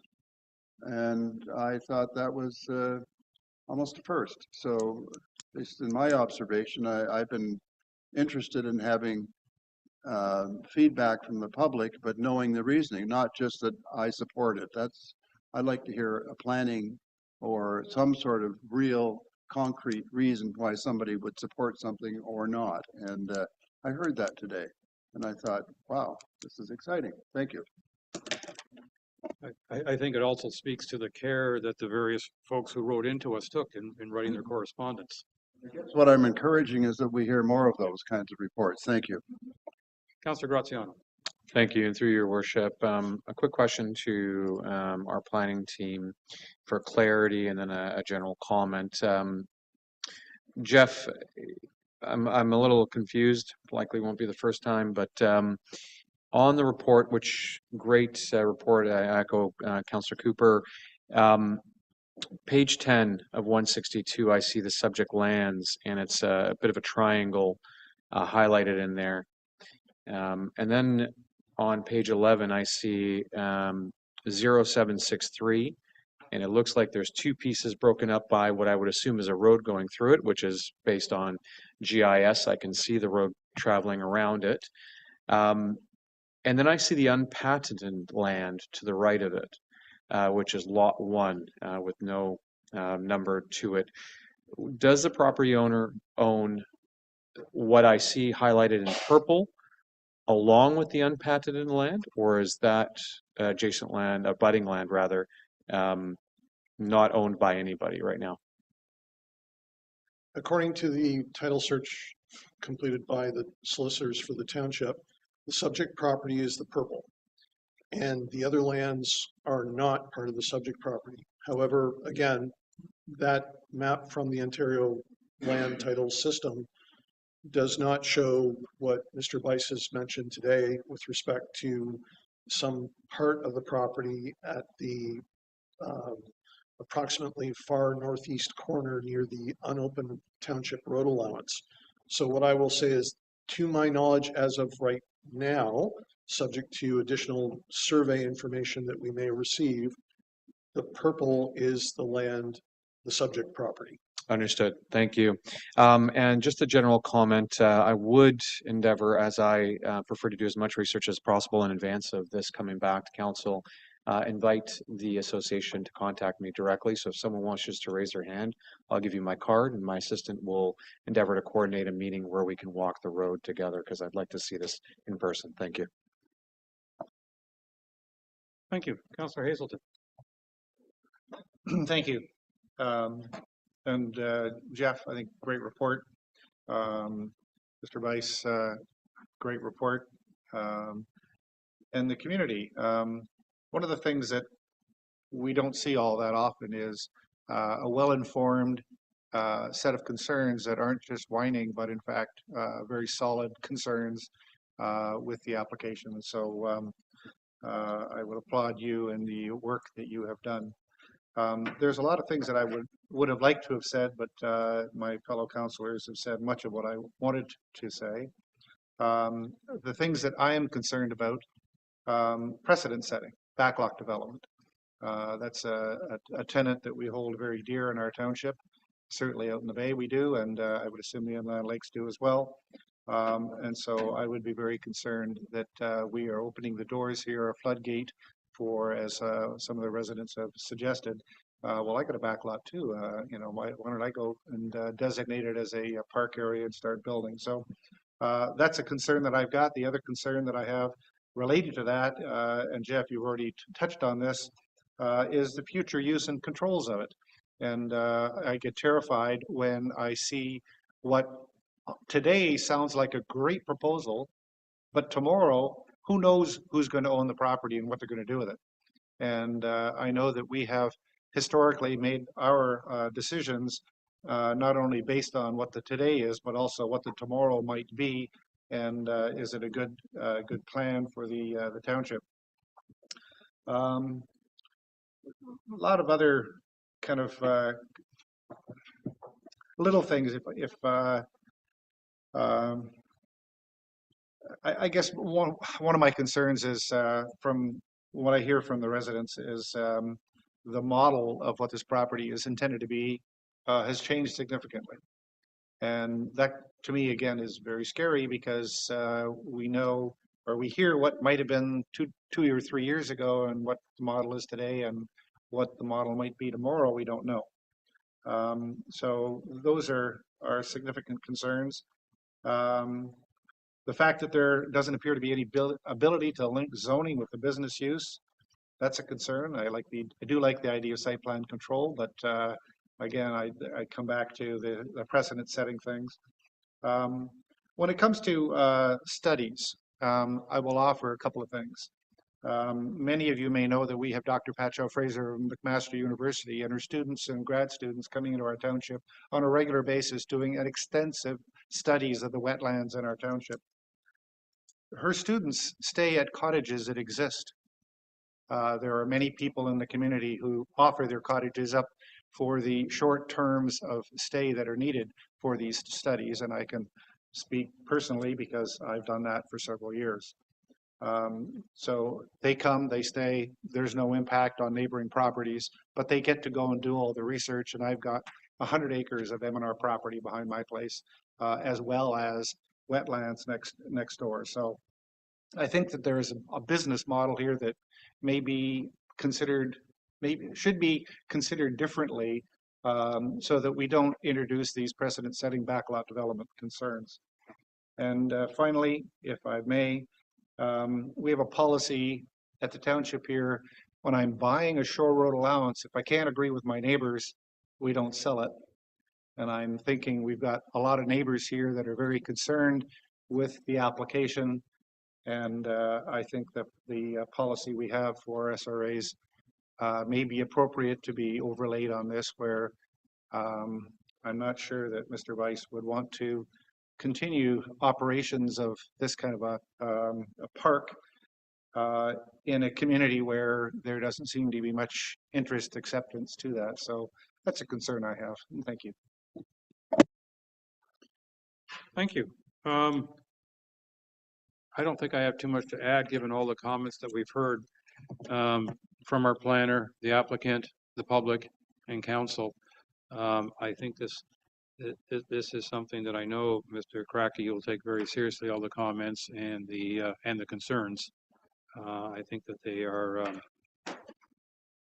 quite understandable, and therefore I'm hoping that we end up with a report that acknowledges, and I know we will, with all that's been heard. Sir, you want to make an additional comment? One more question. Microphone. Yeah.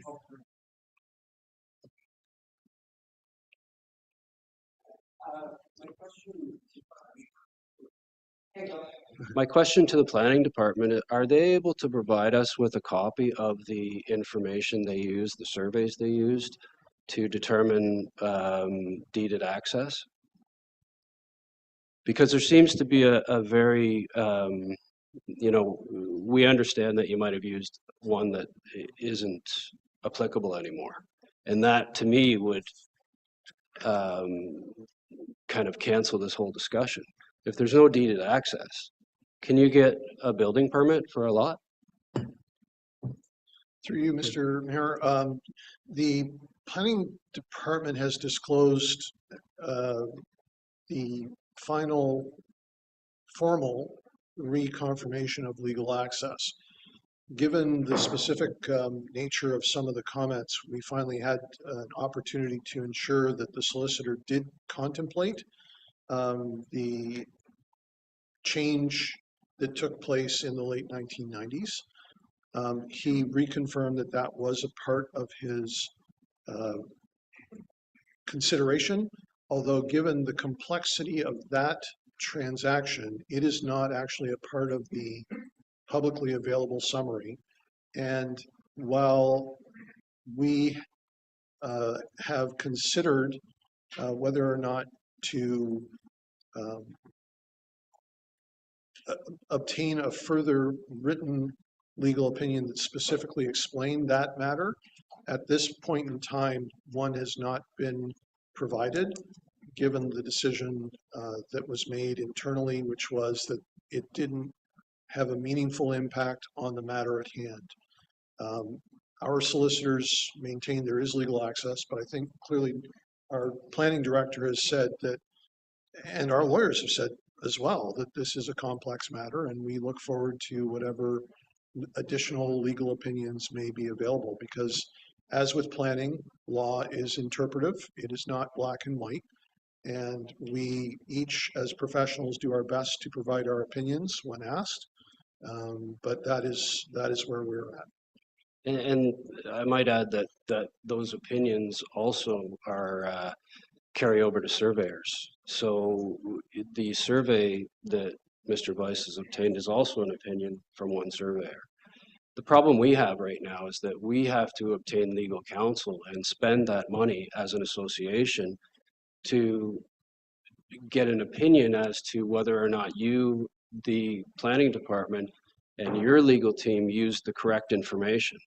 If you're not using the correct information, the current surveys, we're spending money for no reason.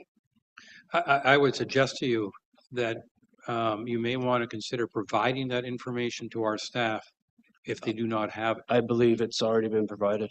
Okay.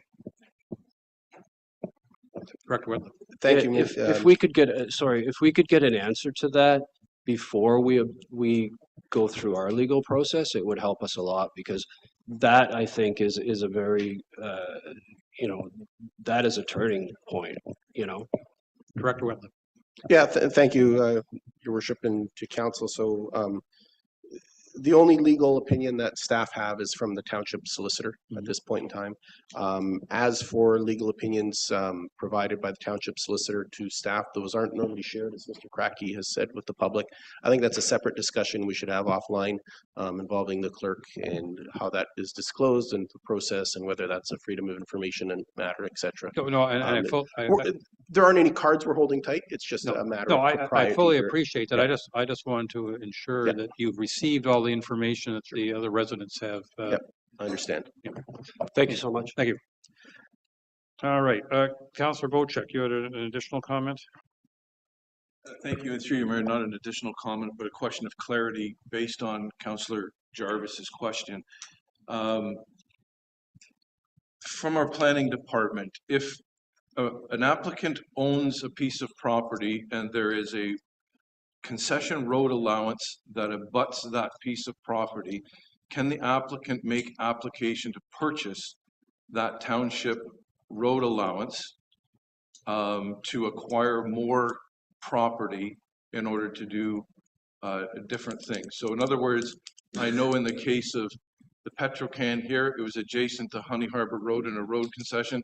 they were given the option to purchase that property because they were the only abutting property, which would increase his land and also his ability to do more. So could you answer that question?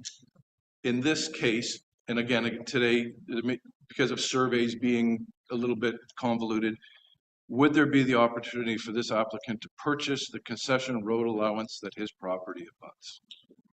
As of today, I don't actually have that information to give you that answer, but as of today, the unopened township-owned concession road allowance on approximately the east side of Myers Lake is adjacent to private lands. So those private landowners would definitely be able to, unless this private landowner does have adjacent lands to that unopened concession road allowance. However, if they both have lands adjacent to that unopened concession road allowance, my understanding would be no. Thank you.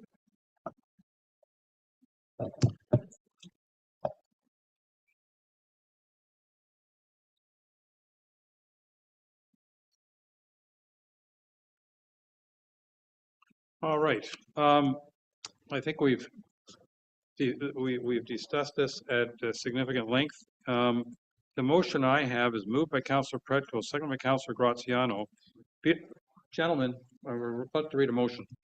Moved by Councillor Predko, second by Councillor Graziano. Be it resolved that Council for the Township of Georgian Bay accepts all information presented at the public meeting on August 13th, 2024 regarding the Township Zoning Bylaw Amendment ZED 23-13 regarding a proposed development of the subject lands. 2, refers all information and comments to Township staff for further discussion with the owner and anyone who commented. And 3, Township staff shall not schedule the next meeting of Council to evaluate the application until after comments are addressed. All those in favor? And that is carried. Thank you very much. And I'm going to declare a 10-minute recess to reconvene at 11 o'clock, please.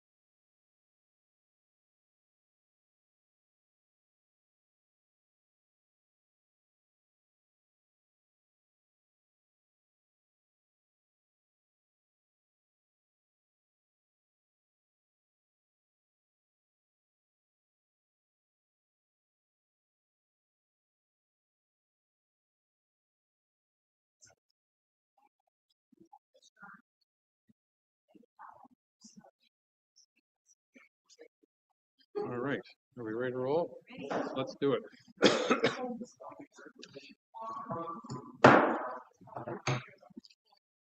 All right, I'd like to bring this meeting back to order, and we have a second public meeting, which is for proposed zoning bylaw amendment Z24-10 for 7910 Go Home Lake Shore. Clerk, can you inform us if you have any correspondence on file? One letter correspondence was received from the chief building official stating building permits will be required and revised. One letter of no objection was received from the district of Muskoka. 15 letters of support were received. However, support was given for the previous minor variance application regarding the dock, and one letter of no comment was received from the director of operations. Thank you very much. Ms. Wanfor, if you could provide a summary of your report, please.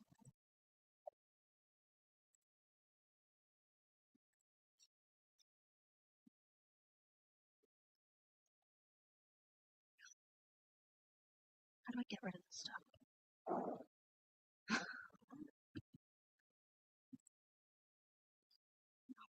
Okay, that's cool.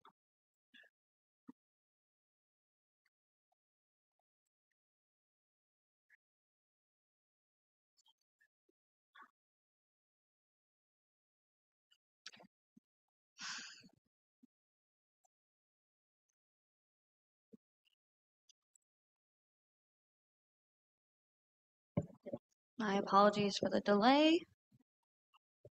Through you, Mayor.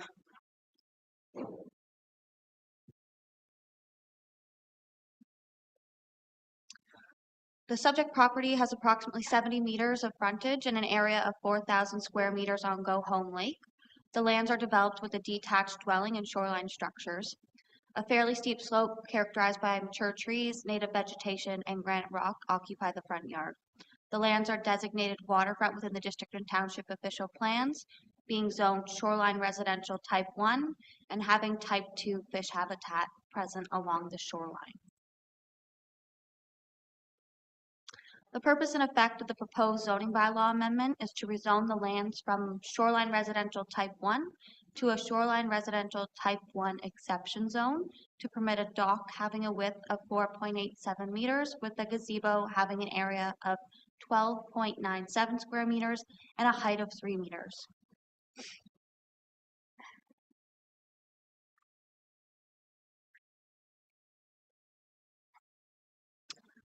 The public meeting is only for purposes of conveying information and gathering comments. Staff are recommending a detailed recommendation report and bylaw be brought to a subsequent meeting. Thank you.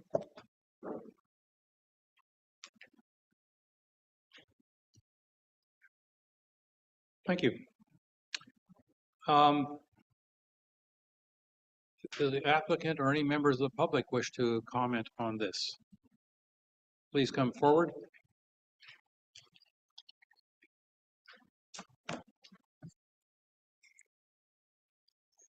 Thank you, Mayor and Council. I am Keith Robinson, the owner of 7910 Go Home Lake Shore. The cottage has been in our family since the inception of Go Home Lake, really. And it is going to be passed down to further generations as opposed to selling. In 1999, I had skin cancer removed, and I was told at that time that I was to stay out of the sun. Since then, I wear long sleeve shirts and long pants and stay out of the sun, as told. In 1999, I built a structure on the existing dock. The dock was 10 feet wide. I put a 10-foot structure over it to allow me to be on the dock with my grandkids and other family members, and also to entertain. A lot of our friends are the same age as me, and some of them aren't as agile as I am at this point in time. So if we have company over, we use the dock for our presentations and you know, get-togethers. The shelter was built specifically for my needs. The cottage is located fairly high with quite steep slope down to the lake, and there's only one small area of the lake that's even able to be climbed with the stairs that we have put in. There's no place for a shelter to be built unless we build it behind the cottage in the bush. We bought a pontoon boat to aid us in getting around as we age, and we needed an area to park that pontoon boat as well. The last comment I'd make is I was quite astounded when I looked at the bylaws to find that a boathouse or a boat port can be installed or built to protect your boat from the sun, but there's no provision to protect humans from the sun, which I found astounding. Anyway, that's what I have to add. Thank you very much. Well, thank you for your comments. I'm wondering if there's any other members of the public here or online who wish to comment on this particular application. Seeing no hands other than from councillors, I'm going to go over to councillors, and we're going to start with Councillor Graziano, please. Thank you, and through your worship, sir, I want to thank you for your candor today. It definitely helps me understand the need for what you've built, and I would agree. It is kind of perplexing that we will allow for the protection of our boats, but not our own personal skin. So with that said, thank you again, and I fully support your request. Thank you. Thank you. Councillor Bochek, please. Thank you, and through you, Mr. Mayor. I was given the experience of coming up to your place and having a look at the structure with Councillor Pretko, and I'm in totally support of this application. I think it's something that as a township we need to review, not just in your case, but for everyone. So thank you for bringing this forward, and I fully support the application. Thank you. Councillor Pretko. Thank you, through you, your worship. So I did have an opportunity to drive by with Councillor Bochek and take a look at what the dock and what the gazebo on top looked like. And it occurred to me at that time that this situation wasn't unique to the Robinsons on Go Home Lake. Since that time, I've traveled about half of the lake, and I have realized that there's, on the half of the lake that I've toured, there's about 10 gazebos on docks, regardless of the fact that our zoning bylaw does not allow gazebos on docks. I'm assuming probably on the other half of the lake, there's going to be another 10, which is about 5% of the lake population. And on top of that, there's gazebos on the shoreline within the setback that we have of 5 meters in our zoning bylaw. So if you add that into the mix, we probably have another 10 or 20 gazebos. And I think I realize this is not permitted on the Bay side, but I think there's a difference in the geography on Go Home Lake, particularly where the shoreline is quite steep. So people are, their cottages are either right next to the shoreline, in which case the gazebo is right next to the shoreline, or their cottage is up on top of a hill, similar to the Robinsons, where there is no place to put a shade shelter except on a dock or a platform that's on the connecting to a dock. So I fully support Mr. Robinson's application today, but I do think that we need a housekeeping review, and as we go through either the official plan review or even just a housekeeping review of our zoning bylaw, to reevaluate whether the general provision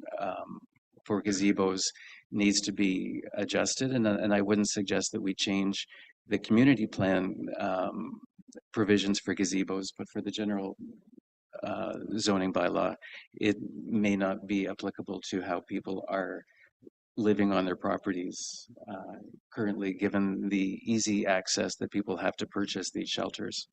Thank you. Thank you.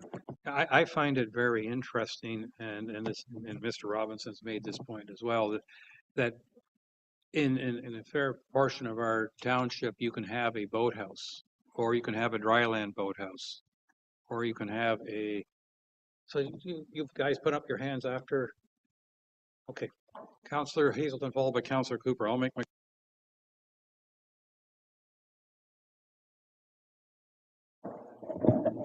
You want to be last, do you? The normal procedure is yes. Keith, thanks for bringing this forward.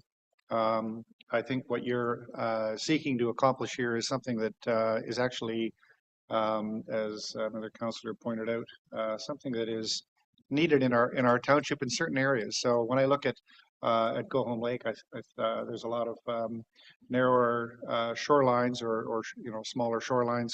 Honey Harbor has got a characteristic fairly similar, and historically we have policies that try to encourage people not to use their docks as their point of socialization, but in Honey Harbor that seems to be the case. And so I guess what I would be asking our planning department is, as we go through the planning review for a new OP and zoning bylaw, there are certain communities, and I think Go Home Lake fits one, certainly Honey Harbor does as well, where people have chosen to use their docks as their point of socialization, as opposed to either trekking up a steep shore or whatever. And that is different from other areas of the township. And I think we need to understand and recognize that as we go forward. And Keith, please support this. Thank you. Thank you. Councillor Cooper, please.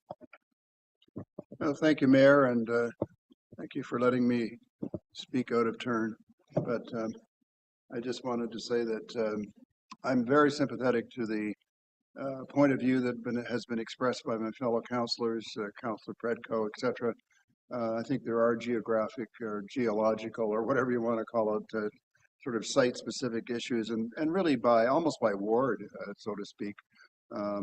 I can say that so that should be considered in our review for our Director of Development. I think the examination of areas that might need this kind of structure on a dock makes a lot of sense. I can probably say that in Ward 2, where we have community plans, we could talk to those communities, but I think we're going to find, for the most part, that there's not too much appetite for habitating on docks. So in Ward 2, it's you land your boat and you go to sit on the rocks or you sit on a deck somewhere. So a slightly different use, but encouraged to have it. I would encourage that we make allowances where the docks are used for socializing. Thank you. Thank you. Councillor Jarvis, do you wish to speak? Maybe I should check beforehand.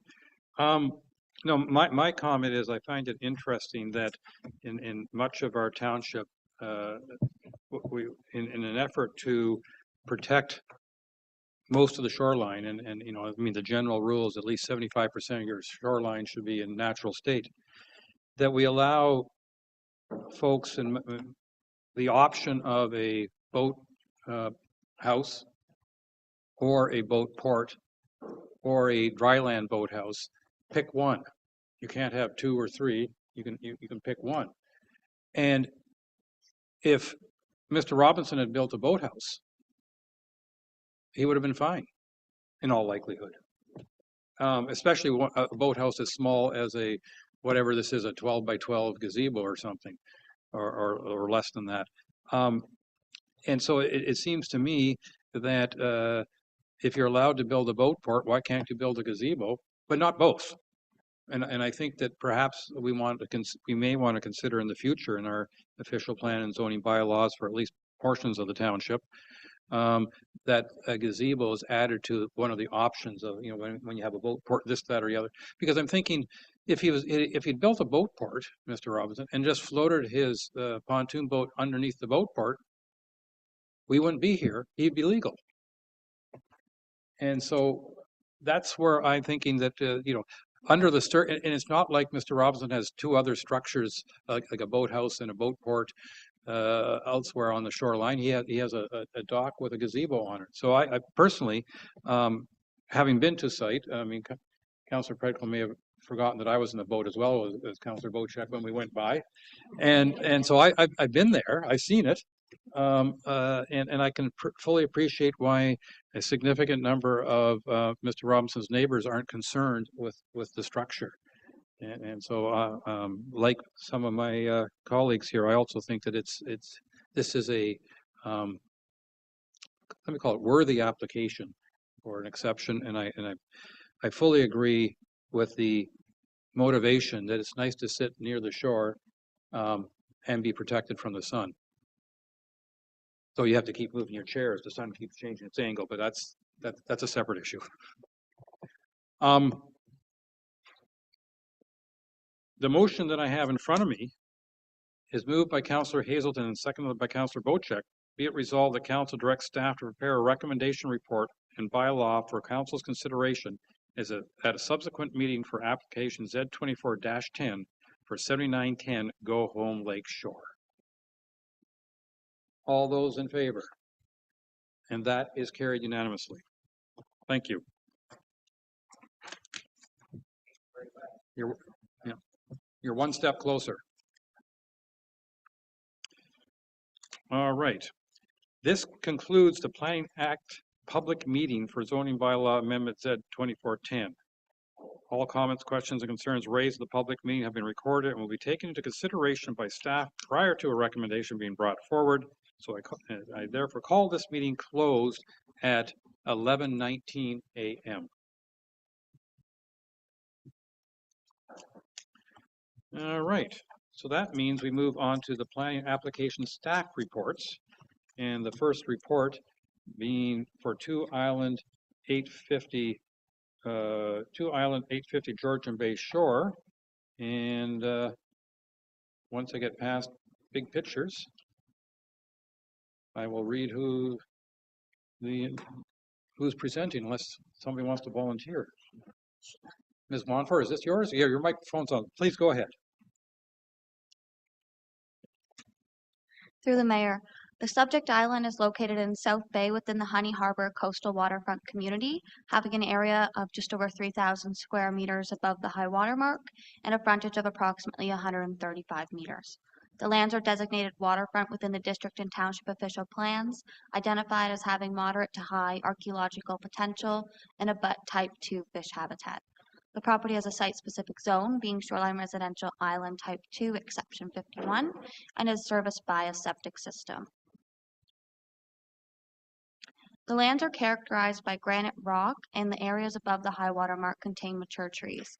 The portion of the island below the high water mark is sand-covered and contains a mix of tall grasses. A detached dwelling and accessory buildings and structures occupy the island. In April of this year, the property owner pursued the pre-application consultation process, where they were informed that no permits were obtained for the sleeping cabin or other accessory buildings and structures on the island, with the exception of the attached deck and dock located in front of the dwelling.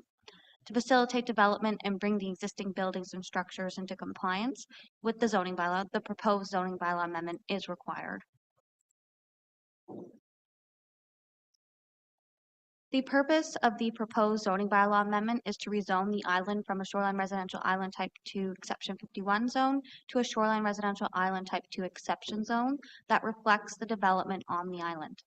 The effect of the proposed zoning bylaw amendment is the permission to construct an addition onto the detached dwelling, an addition onto the sleeping cabin, as well as legalize the existing sleeping cabin, shed, a second dock, gazebo, and 2 freestanding decks. To be clear, the only new or proposed development on the lands is an addition onto the rear of the dwelling and an addition onto the sleeping cabin.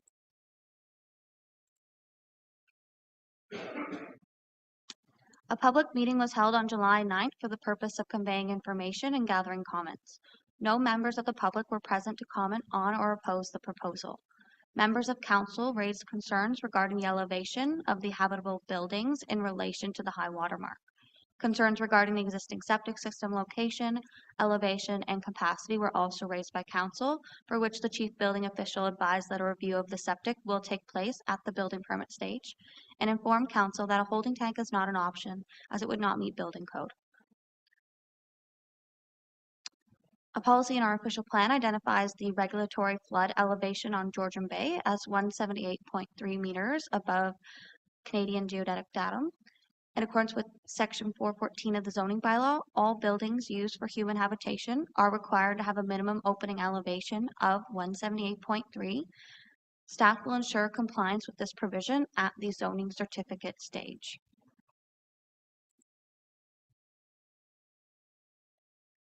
The provincial policy statement states that on rural lands located in a municipality, residential development that is locally appropriate is permitted, and development that is compatible with the rural landscape and can be sustained by rural service levels should be promoted. The application is compatible with the landscape, which consists of individual lots developed with a detached dwelling and accessory buildings and structures in close proximity to the water's edge, with the exception of a cottage tourist commercial development south of the subject island.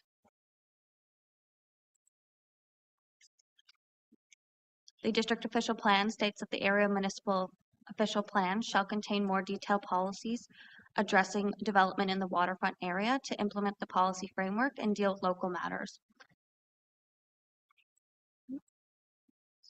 The township's official plan states the character of the waterfront designation will be maintained by retaining the overall low density of built form and development while generally preserving the shoreline and a natural and undeveloped appearance.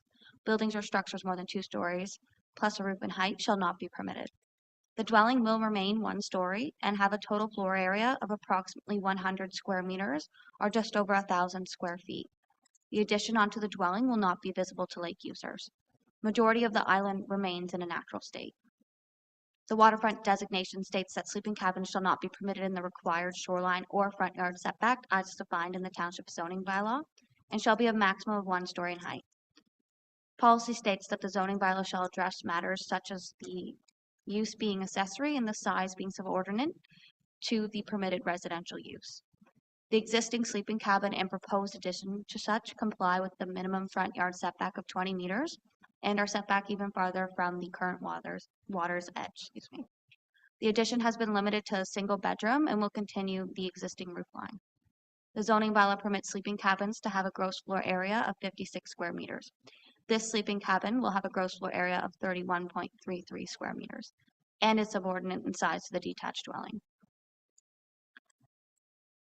The Honey Harbor Coastal Waterfront Community does not contain policies for accessory buildings or structures such as docks, freestanding decks, gazebos, and relies on the zoning bylaw to regulate the location and size, etc.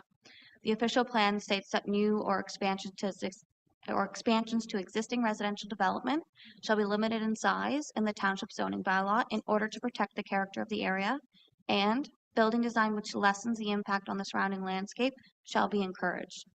Aside from the minimum building separation provision and the gazebo having an area of 15.31 square meters, whereas the zoning bylaw permits gazebos having an area of 15 square meters in the front yard, the accessory building structures on the island comply with the zoning bylaw.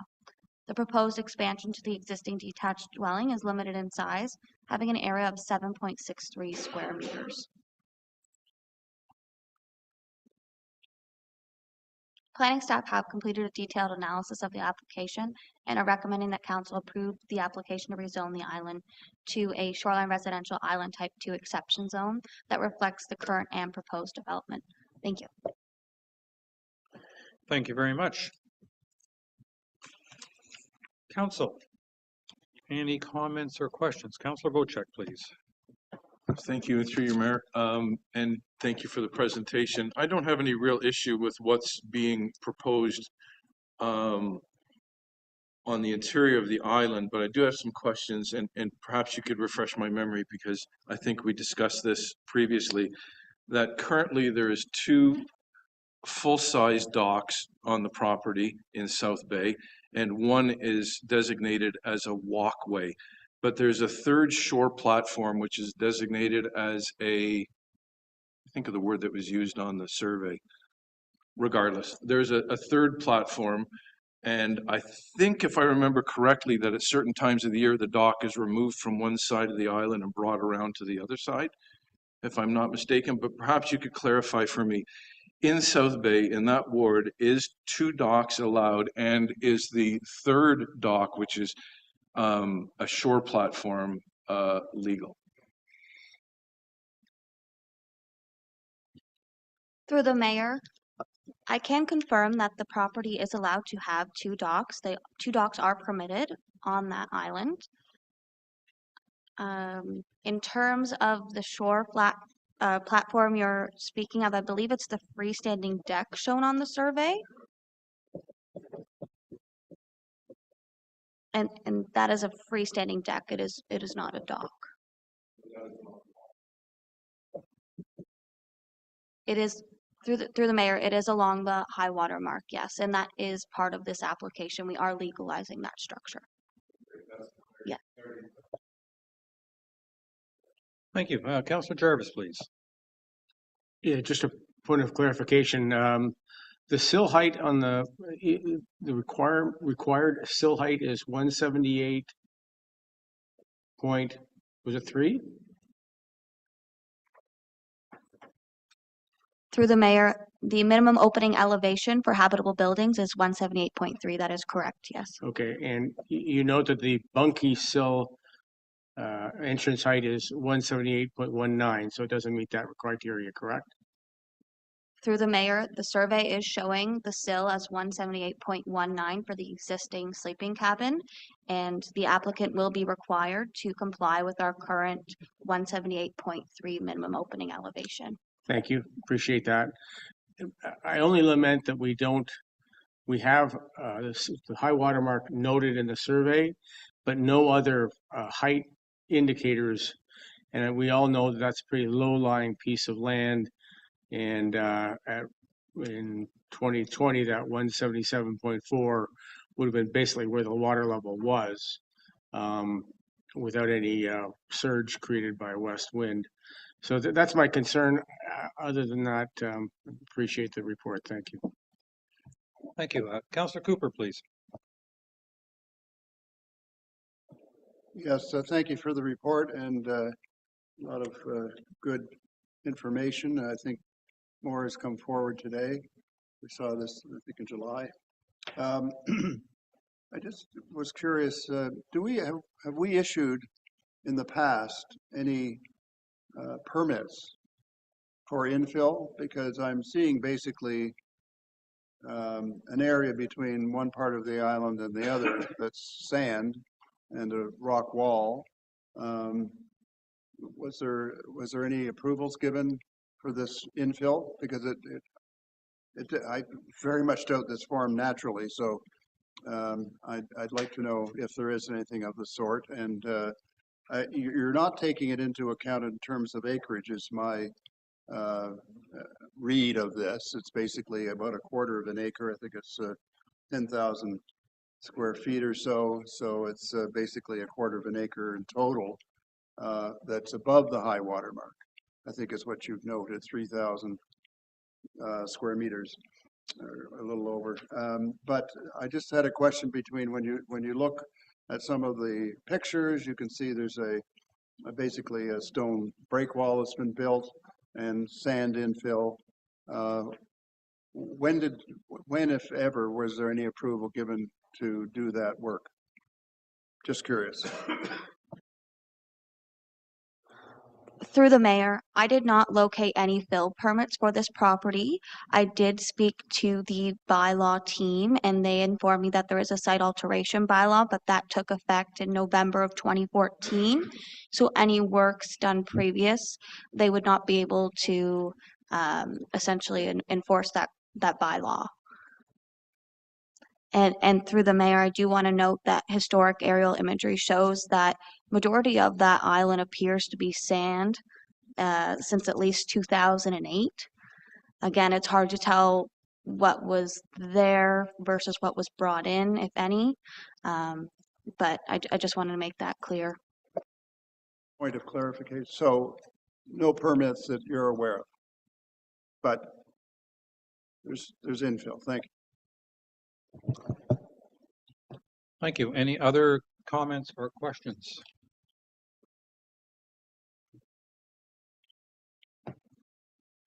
Then I will read the motion. I have moved by Councillor Bocek, second by Councillor Graziano. Be it resolved that, I presume it's council. Sorry. Be it resolved that council adopts bylaw 2024-079, being a zoning bylaw amendment, Z24-06, to rezone the lands legally described as Island 119 Georgian Bay in the Township of Georgian Bay, District Municipality of Muskoka, from a shoreline residential type, Island Type 2, Exception 51, or SRI 2-51 zone, to a shoreline residential Type 2, Exception XX zone, known municipally as 2 Island 850. All those in favor? 1, 2, 3, 4, 5.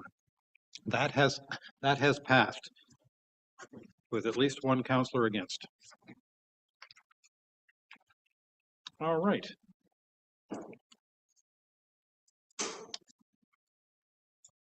Next, we have blasting permit application 24-03 for 880 Hungry Bay Road.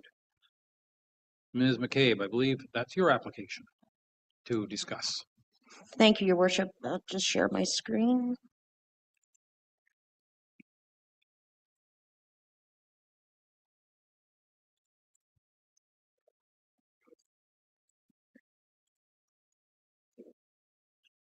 So before you this morning is a request for a blasting permit at 880 Hungry Bay Road. On April 12th, 2024, the Township Georgian Bay Committee of Adjustment approved minor variance file A2416 to facilitate the construction of a new dwelling to replace an existing dwelling on the subject lands as stated at 880 Hungry Bay Road. The landowners, Pam and John Devitt, submitted a blasting permit application to the township on July 15th, with the fee being submitted on July 16th. A public notice sign regarding the blasting application was posted on the subject lands on July 17th, and notices were mailed to surrounding landowners on July 17th. A copy of the meeting notice was included in your agenda package. The proposed blasting would occur on the top of a very slight slope. Which is very slight slope on the, it's very difficult to see, I apologize, but it's the colors that were on the actual site plan. The proposed blasting would occur on the top of a slight slope, therefore not affecting any skyline land contours.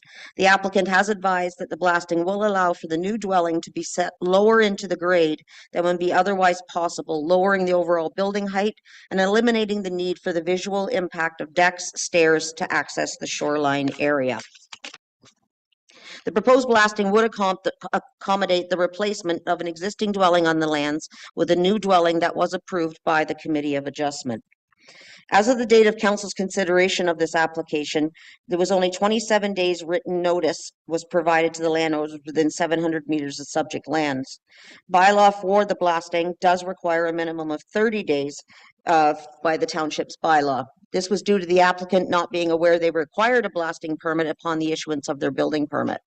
In consideration that the notification period is prescribed by the township and not by provincial statute, and in consideration that the proposed development has already been through a public consultation hearing process by way of minor variance file A2416, it is staff's opinion that the purpose and intent of the notification process has been met, and that council has the flexibility to find acceptable that the notification has been provided for the blasting application.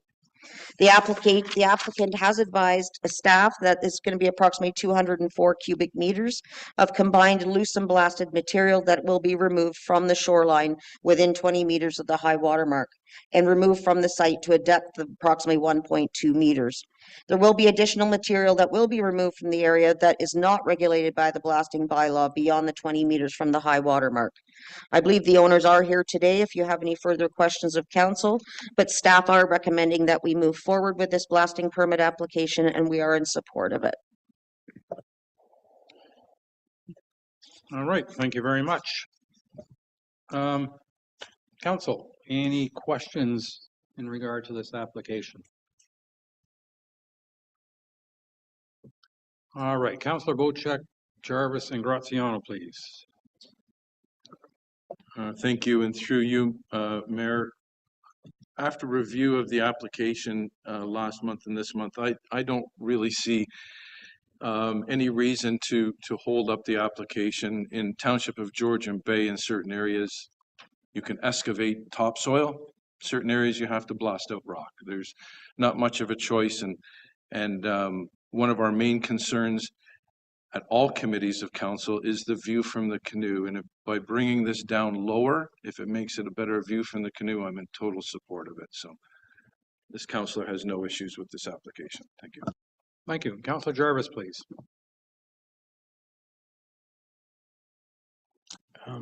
In light of Councillor Bochek's comments, I'll just state that, yeah, you can remove soil, but you can always put it back. Once you blast rock, you've got a permanent blot on the landscape.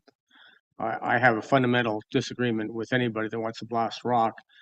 I think that we should be working at this. Actually, I will be paraphrasing another well-known personality around here that we work with the land, not in spite of it. And that would be my preference all the way along here. I'm, as I said, fundamentally against any blasting. I know that in Committee of Adjustment, we did approve the application as it stood. It was a nice idea. I commend the owners of the property for moving their property back. I think it's a great idea. But again, I'm fundamentally against blasting. Thank you. Thank you.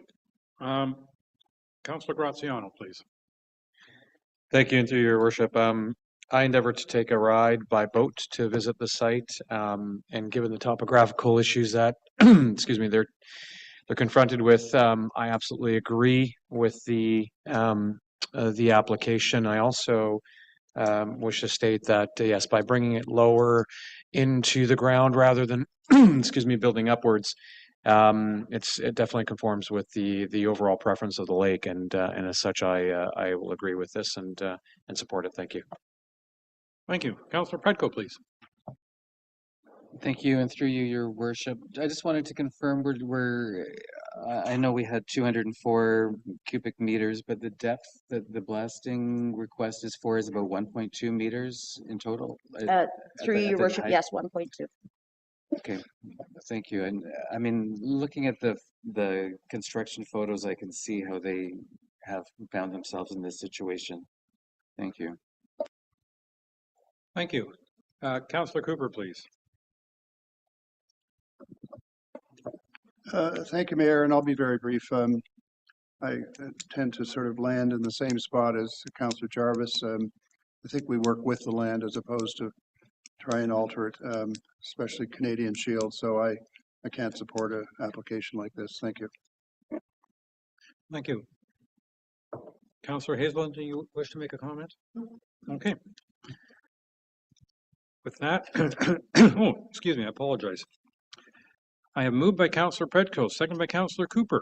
Be it resolved that Council, having considered the provisions of Blasting Bylaw 2016-064 and any public comments received before and during the meeting of Planning Council held on August 13th, 2024, and that the blasting permit application 24-03 for lands located at 880 Hungry Bay Road be approved, and that the applicant and municipal law enforcement staff be advised of Council's decision under the Director of Planning's signature. All those in favor? 1, 2, 3, 4, and I make 5, so that is carried. Thank you very much.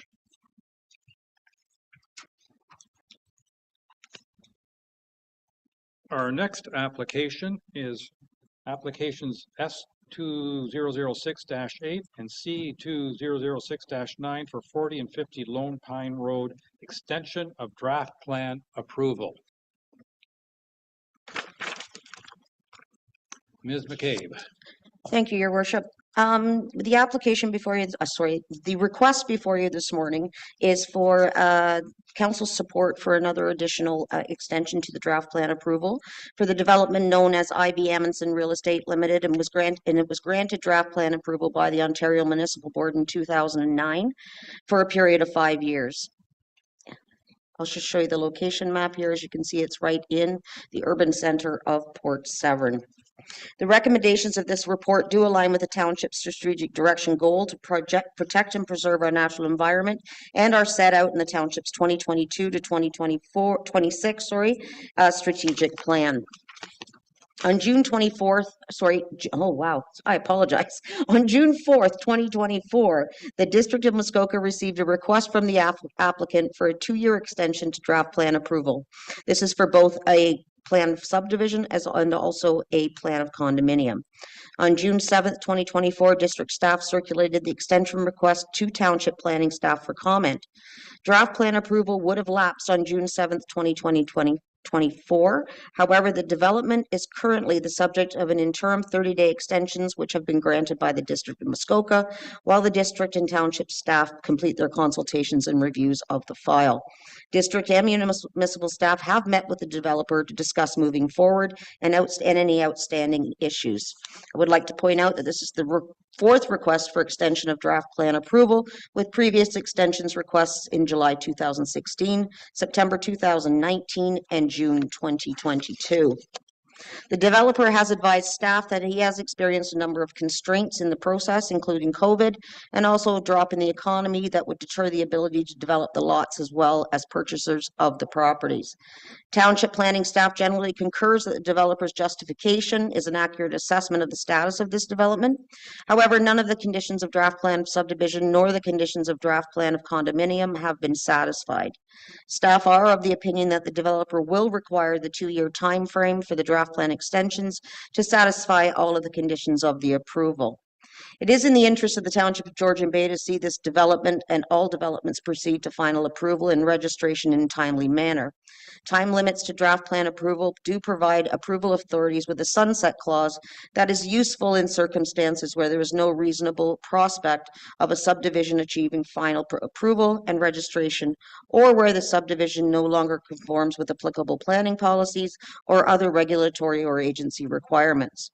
Without this sunset clause, draft plans would remain open in perpetuity and form an unrealistic growth forecast on lands which may never be realized or allow a form of development that is no longer planned for by a municipality.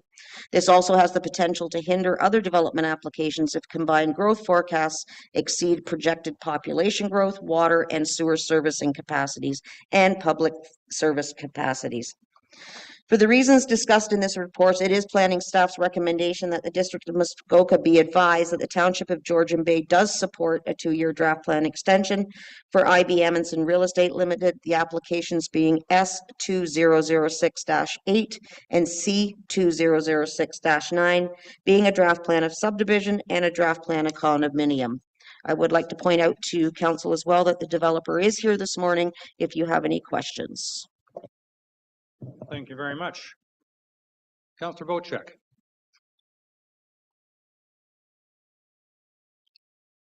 Thank you, and through you, Mr. Mayor, I'd like to thank our planning department, both at District and at the Township of Georgian Bay, for facilitating a pre-consult meeting which involved myself, the applicants, and both planning departments to better understand where we're moving to here. And I completely agree with the recommendation by our planning staff. This council in 2015 made it very clear that development is to, or development should be, or any development should be developed where development belongs, which is in our 3 core centers, MacTier, Port Severn, and Honey Harbor. And this is an important project moving forward to the economy in the township and to the hamlet of Port Severn. So I highly recommend that we move forward with granting the extension to the application, and hopefully we see development happen within the Township of Georgian Bay in the future. Thank you. Thank you. Councillor Graziano. Thank you. And through your worship and to our planning staff, a question with regards to the extension. Perhaps a silly question, but curious nonetheless. Is there any way that we can extend this beyond 2 years? And the request that, or the concern that I have, is that the Bank of Canada is starting its rate reduction now. We're assuming that there's going to be a lag effect at some point, and we likely won't see our economy back to full steam until probably mid to end of 2026. that would likely keep, have this project having to come back to council requesting another extension. And I wonder whether we would have the opportunity to add in a couple of years to allow them to come into a warmer economy with perhaps lending a little bit more available, rather than having to perpetually have this application come before council over and over again. So my question to staff is it possible? And if so, can we consider this here and now? Director Whitliff. Thank you. Through the mayor to planning council. Planning staff certainly hope that perpetually we're not considering this application. Initially, draft plan approval is typically given for a 5-year period. The expectation is that developments are conditions fulfilled and developments proceed. Circumstances being what they are, and this council has seen various requests for draft plan approval extension for different developments come forward for their own individual reasons. The district's practice, which is in line with pretty common municipal practice, is to give 2-year extensions. And I emphasize that it is a district decision. So any resolution passed here today is simply a recommendation from the township to the district in terms of the time frame. So this council is certainly free to recommend a longer time frame in a resolution. From staff's perspective, we would support the 2-year extension as set out in the staff report. If need be, if needs to be considered, for example, 2 years from now again, because of the market conditions cited, that's not a overly arduous process for staff. It's not currently a large application fee for the applicant to request an extension. So we would recommend the 2-year time frame be passed along to the district. And part of that is, coming out of even the province's Bill 185 and what was referred to in a colloquial way is the use it or lose it provisions in there. The province is encouraging developments in draft plan approval to reach their completion. So I think short-term extensions are a way to help nudge these applications along. But again, if a further extension is required, we'll consider it at that time. Thank you. Councillor Jarvis. Yeah, just a point of clarification, Deb. We're in effect adjusting the sunset clause by 2 years. Is that correct? Yeah, I know. I just say a sunset clause to me is a little bit more definitive than something we move along the road. When the sun sets, it sets. It's not. So, okay, I just wanted that clarification. Thank you. If I may add it, and there are nuances to it, but essentially, should the district, for example, either refuse to extend it, which I don't understand they will, as Councillor Bocek indicated, district and township staff met with the applicant, and I think the district is clear that they support an extension, or should the applicant be not satisfied with the length of time the district gives in their decision, there's the potential for that decision to be appealed to the OLT. So it is a sunset clause of sorts, but again, it's subject to legal remedies. Yeah. Councillor Bocek, you have an additional comment? Yes, I do. I didn't see anyone else, so I thought I would chime up. I'm just wondering, through you, Mr. Mayor, if there's the ability for you to test the waters of council to see if there's an appetite to extend to 3 years and make the recommendation to district for the 3-year period.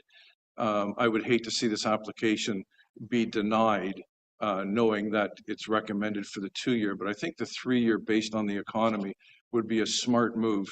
And so I know in the past you have asked for council's flavor to make a amendment, and I'm just wondering if in this case you would consider doing that as well. Council, any taste for going to 3 years? No, we got 1 yes, 2 no. That's good. Sorry? Councilor Jarvis, do you have an opinion? No issue. Okay. You have a question? Okay. Well then, ask your question. Sorry, just looking at the survey, there's a block 12 that sticks out into the lake. What is that? Page 7 of the report. Much of the area around there, the lots were designed before the dam went in. Yeah. And it's historical that a lot of these properties own lake bottom, It just which is unusual. It says redlined. May 27th, 2022. Block 12. Yeah, you see the right-hand corner of the property on that map. Looks like a dog. It says block. Just curious. It's supposed to have a All of a sudden D it stuck instead of out like a sore It's supposed to thumb. be a D instead of a B. It's a dock, not a block. Through you, your worship, I'm thinking, and then maybe Alec can confirm this, but I'm thinking that's probably a communal area for water access. That is environmentally deep. Required location for Thank you. All right, for those, if anybody's watching and didn't hear the answer, is that it was deemed the best place for a dock for this development. All right. Based on based on the head nods, I'm going to change the 2 to a 3. And I have moved by. Yes, sir. Even if we change this to 3, that doesn't mean the district will make 3. No, They we're would still simply make making a recommendation to district. They will make the final decision. So I have moved by Councillor Jarvis, seconded by Councillor Graziano. Be it resolved that the Township of Georgian Bay supports the extension of draft plan of subdivision, draft plan of condominium approval for IB Amonsen Real Estate Limited, applications S2 2006-8 and C 2006-9 for a maximum period of 3 years, and that the District of Muskoka, being approval authority, be advised of the Township's recommendation. All those in favor? 1, 2, 3, 4. It's 5 of us in favor, 2 against. That is carried. All right. Sir. the last 2 years, necessarily in order to fulfill some of the requirements in the draft plan approval, there's a number of sectors and sections, condominium plan, et cetera, that have to denote square footage, setbacks, et cetera, that are reliant upon the approved survey. The approved survey must be reviewed by the District of Muskoka. So we have used Dearden and Stanton to come in and plot every single thing. And we had our meeting with them in November of 22. They began on property in December of 22. They literally did not complete as it went on to their chief surveyor, and they found 3 conflicting surveys from O'Dale and Pottage and yada yada, going back to like early 1900s. They spent forever reviewing all of this before they came and started putting in stakes, etc. We weren't even in a position to be able to enter into commencing some of the requirements that will be required to submit until we actually had a survey we could work with, which we didn't acquire until April of this year. So there's 2 years gone very, very quickly. And so in pursuant of completion and meeting requirements, you can run into some of these things. As to Councillor Jarvis, there actually are a couple of spots along that shoreline that were part of the old flooded lands section, which also come into play. And the surveyor found that there were discrepancies with previous surveys and went back through all of the archives in order to come up with a correctly produced model that we can use and utilize, which has been, and in our meetings with planning staff, have been terrific. And we met with district jointly. They now have been sent that by Dearden and Stanton, and that's for them to review that, yes, okay, you can continue to proceed with this. And we're still waiting to hear back on that as well. So, you know, when we bring in so many factors now to, you know, make sure that everything is conducive to the natural heritage, which is the draw for everyone to be here, we do add timelines to each and every step along the way. And, you know, it's a matter of taking the care that we should to fulfill all the steps required. That's all I have to add, and time goes quickly as we do these things. Thank you. And I swear, the older you get, the faster time goes. The world shrinks with age as well. Okay, thank you for that additional information. All right, and now we're going into staff reports, and the first staff report is a fee waiver request. And I believe, yes, there we go. And Ms. Wanfor, you're going to inform us about this fee waiver request, please.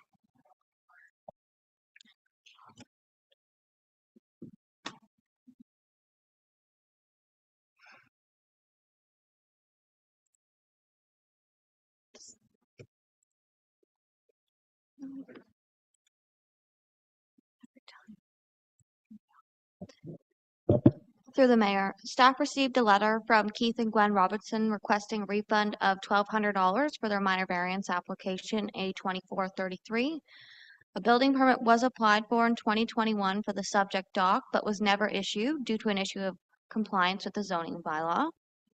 The dock was constructed without a permit, and the applicant was informed in spring of 2024 that a minor variance is required. The site plan submitted with the minor variance application did not show a gazebo on the dock, which was observed during the site visit. Staff determined a zoning bylaw amendment is required. Planning staff completed most tasks associated with the minor variance process prior to the withdrawal of the application. Planning staff are recommending that council deny the request, however, provided 3 options for consideration. The second option being grant a 50% refund of the minor variance application fee, being $600, and staff's estimate to cover the incurred costs. And the third option being grant a full refund in the amount of $1,200 as per the applicant's request. Thank you. All right, thank you very much. Council, any comments? This is, of course, for the gentleman who was before us a little earlier this morning with regards to a gazebo on an extra wide dock. Councillor Predko, please. Thank you, Your Worship, and through you to the planner. I'm just wondering if you can comment on the fact that the work was done on the minor's variance application, if that streamlined the process for the zoning application, thereby, I guess, negating some of the effort required for the second application fee that they paid for the zoning application. Through the mayor, to be frank, no. New notices had to be prepared, a new circulation had to be done, a new report had to be written, and a second report will have to be written, a recommendation report, as the initial report was for information purposes for the public meeting. So no.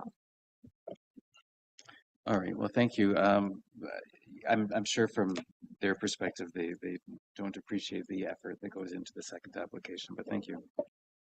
I think that's true of most applicants, that they don't understand. But if I may, I don't see any other hands move it. I heard your comment that you thought that the option 2 of $600 might reflect the actual costs incurred on the minor variance before the plug was pulled on that one, so to speak. Well, Director Whitlip, I see your thumb in motion. Thank you, through you, Mr. Mayor, to Planning Council. I'm not sure that it reflects the costs incurred, but I think it does reflect half the application fee, which, the minor variance work that was undertaken took us halfway approximately through that process, hence that 50% recommendation. But the costs incurred probably exceed the application fees or half the application fee here. Councillor Graziano. Thank you, Worship. My position is that we perceive this to be a sunk cost and we keep the applicant whole by way of reimbursing him in full. Thank you. Councillor Bochek, followed by Councillor Jarvis, please. Thank you. And through you, Mr. Mayor, just so that I'm completely clear on this, the refund of this cost of application for the minor variance is because the dock was built without a permit, and then he was made to comply, and in compliance he had to come to the Committee of Adjustments. Am I correct in the order of which this happened? Through the mayor, yes, the dock was constructed without a permit. They were informed that the permit was never issued due to non-compliance issues, and to achieve compliance with the zoning bylaw, a minor variance would be required because the dock exceeded the maximum width, being 3.1 meters. And so the applicant did apply for their minor variance as advised so that they could obtain the permit. Supplement to that? So my feeling on this is that something was done without a permit, and to make it whole, there was an application given to the Committee of Adjustments, which was approved, which allows him to have the oversized dock in place.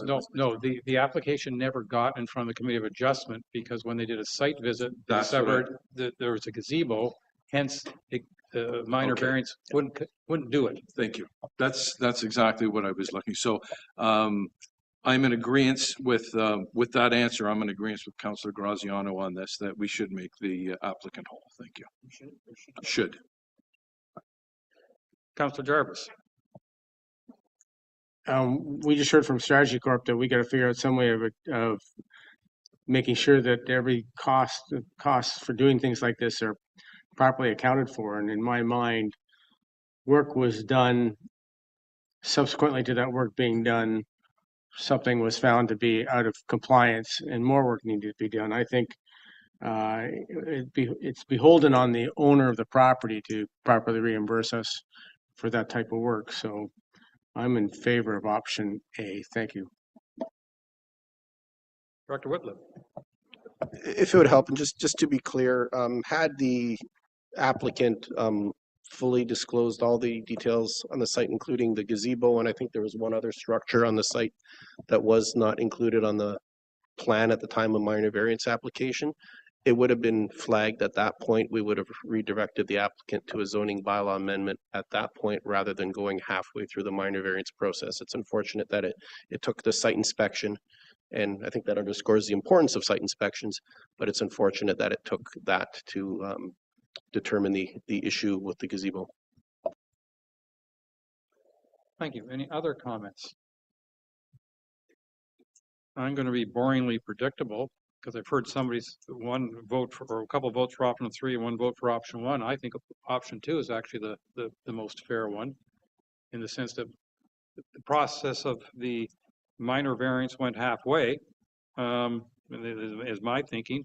And so let's refund half the fee. I mean, because if it wasn't for the lack of disclosure of the gazebo, they wouldn't have made this application at all as a minor variance. They would have been told it's a zoning bylaw amendment. And I don't think we as a township should take the full hit for the applicant not being as forthcoming as they should have been when they were discussing this with staff. So that's my take. We can juggle if we want, but I'll let everybody make an additional comment if they want. And I'm going to start with Councillor Graziano. Thank you, Your Worship. No comment, just a suggestion. Can we show of hands who's for option 3? And if that fails, then we move on to option 2 and then option 1. Can we reverse engineer to see what council wishes to have before we? Yeah, I'm not sure that's legal, but we will do that once I let everybody comment. Councillor Cooper.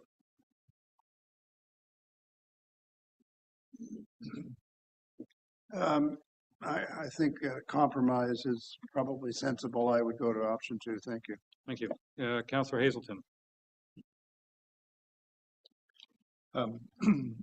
Thinking back to the discussion we had about him building a gazebo on a dock, and I'm sure he drove around the lake and saw what Councillor Bretko saw, which is all kinds of gazebos on docks and everything else. And I'm sure that he had no thought for a second that this was something to be concerned about. I go for option 3. Thank you. Councillor Bretko. Thank you. And I,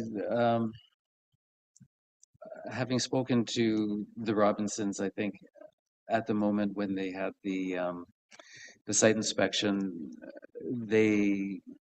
it never occurred to them. I think similar to what Councillor Hazelton is saying, that it didn't occur to them that there could be which isn't an excuse in the law, and you know, offending bylaws. We have a lot of people who build things without realizing it, that they have to make it right, and that's the process that they're going through. And I know they feel strongly. I haven't talked to them since then directly, but I was under the impression that they might remove the gazebo and go forward with the minor variance application, but they obviously chose not to, and they've moved forward with the zoning application.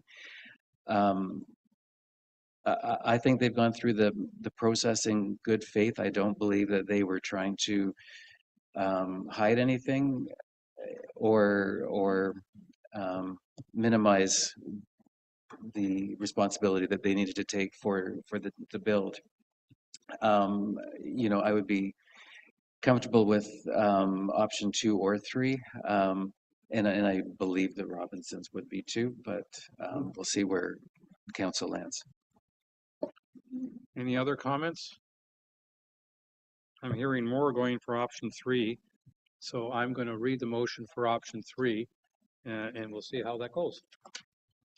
I've moved by Councillor Hazelton, seconded by Councillor Cooper. Be it resolved that Council for the Township of Georgian Bay refunds $1,200, being the application fee for minor variance application A24-33 for 7910 Go Home Lake Shore to the applicant. All those in favor?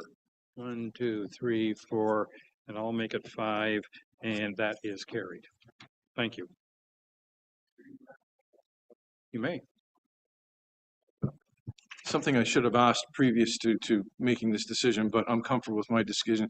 Is there a cost to this applicant for the zoning amendment? And does that supersede the amount that is used for a minor variance application? Zoning applications generally are $3,000 and variances are $1,200. That's great information. Thank you. So yeah, the zoning applications are more expensive. Absolutely. All right, and our next one is on floating accommodations. Director Woodlip, I believe that was your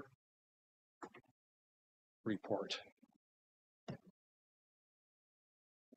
Thank you. Excuse me. Thank you, Your Worship, through you to Planning Council. It's a brief report. If you read it, I think it succinctly summarizes the matter. I think Council knows the general history of floating accommodations in this township and some of the potential issues they have created and potential issues or concerns associated with them, not limited to things such as nuisance, environmental impacts. There's been issues of trespass, and there's been certainly a great deal of work done by the mayor and council to lobby levels of government, and I think there's been some traction on that that's reflected in the report, including mooring restrictions that Trent Severn Parks Canada has implemented on the Trent Severn waterway. Those mooring restrictions give them the authority to regulate mooring. They don't explicitly prohibit floating accommodations, but that's the way they've chose to enforce them. They're not allowing floating accommodations to moor either here or the Rideau Canal. And the other significant piece is we've seen the M&R undertake a regulatory change under the Public Lands Act. So lake beds are Crown land, and whereas Crown land camping is allowed in other places for periods of time not exceeding 21 days, floating accommodations under the reg change are not considered camping. So floating accommodations are not allowed to moor over Crown land, Crown lake beds, and it's staff's understanding that there's some ongoing enforcement by the MNR on that. With that as the backdrop, what staff are recommending is to undertake further amendments, undertake an amendment rather to the township zoning bylaw. There's some pretty strong language already in the zoning bylaw that prohibits floating accommodations in many zones. The intent here would be to seek council's direction to allow staff to proceed with a public meeting and draft a bylaw that would essentially prohibit floating accommodations everywhere in the township, whether they're on land, attached to land, moored, or just floating in navigable waterways. And this would mirror very similar to the process that the township of Severn has implemented. Some of you, I think, have read that bylaw So that's what we're seeking, is just direction and concurrence. And if that's given, then staff would proceed to schedule a public meeting, potentially next month, and as part of that notice, that circulation, present a draft bylaw that would be circulated also to the community and allow for fulsome discussion at a public meeting, and then bring back a future report with a recommendation on amendments to the zoning bylaw. Thank you. Councillor Hazelton.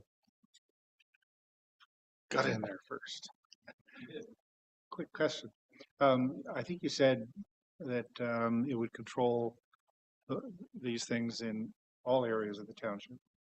And today we allow them in marina locations.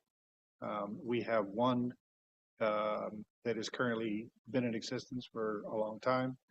What would be the implications of this new zoning on that existing state?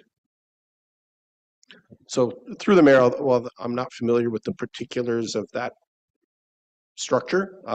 However, if it was legally established under current zoning, notwithstanding that we may change our zoning bylaw, it may in fact continue to benefit from legal non-conforming status, if it was legally established as it is now. Thank you. Councillor Graziano. Thank you. And Derek, I appreciate the report and the request to council. I strongly support this. I think it's great to see that we're going to echo and parallel that of our neighbors to the south. And I think that council, should we endeavor to ever decide in future to allow for something similar to that of BC, we can always adjust in future. So I think this is a great first approach, and I would welcome it. I hope that the rest of council echoes it. Thank you. Councillor Jarvis. Yeah, I feel the same way. I just want to make sure that we take into consideration any possible collateral damage created by this type of bylaw. I take Councillor Hazelton's comments about pre-existing structures that may obviously be exempt because of legal non-conforming nature of things. But I just want to make sure that we cover all the bases with regards to the possibility that this bylaw strengthening, and I think I agree with the wording, but I just want to make sure it doesn't doesn't have unintended consequences for us. I just want to make sure that's considered while we're doing all the work on that. Thanks. Thank you. Councillor Cooper, please. Concur with those last comments. I'd just like to say that I'm pretty sure that there's at least one legal non-conforming structure that's moored in our township. I've seen it many times, but anyway, thankfully it's not too obtrusive, and it was approved, as I understand, at the time. What I would say is that even with this sort of legal non-conforming situation, we may not even have that on record because it was so long ago, or 25, 30 years ago, and sometimes those things slip through the cracks. So I just wanted to make that point. Thank you. Councillor Bocek. Thank you, and through you, Mr. Mayor. I echo my fellow councillors' sentiment on this, and I'll go one step further and say that when I vote, I don't consider Georgian Bay to be in Georgian Bay Township. When I vote in Tiny, Tay, Severn, I vote everywhere, and when these things are seen, I don't think it is incumbent upon the jurisdiction of the township.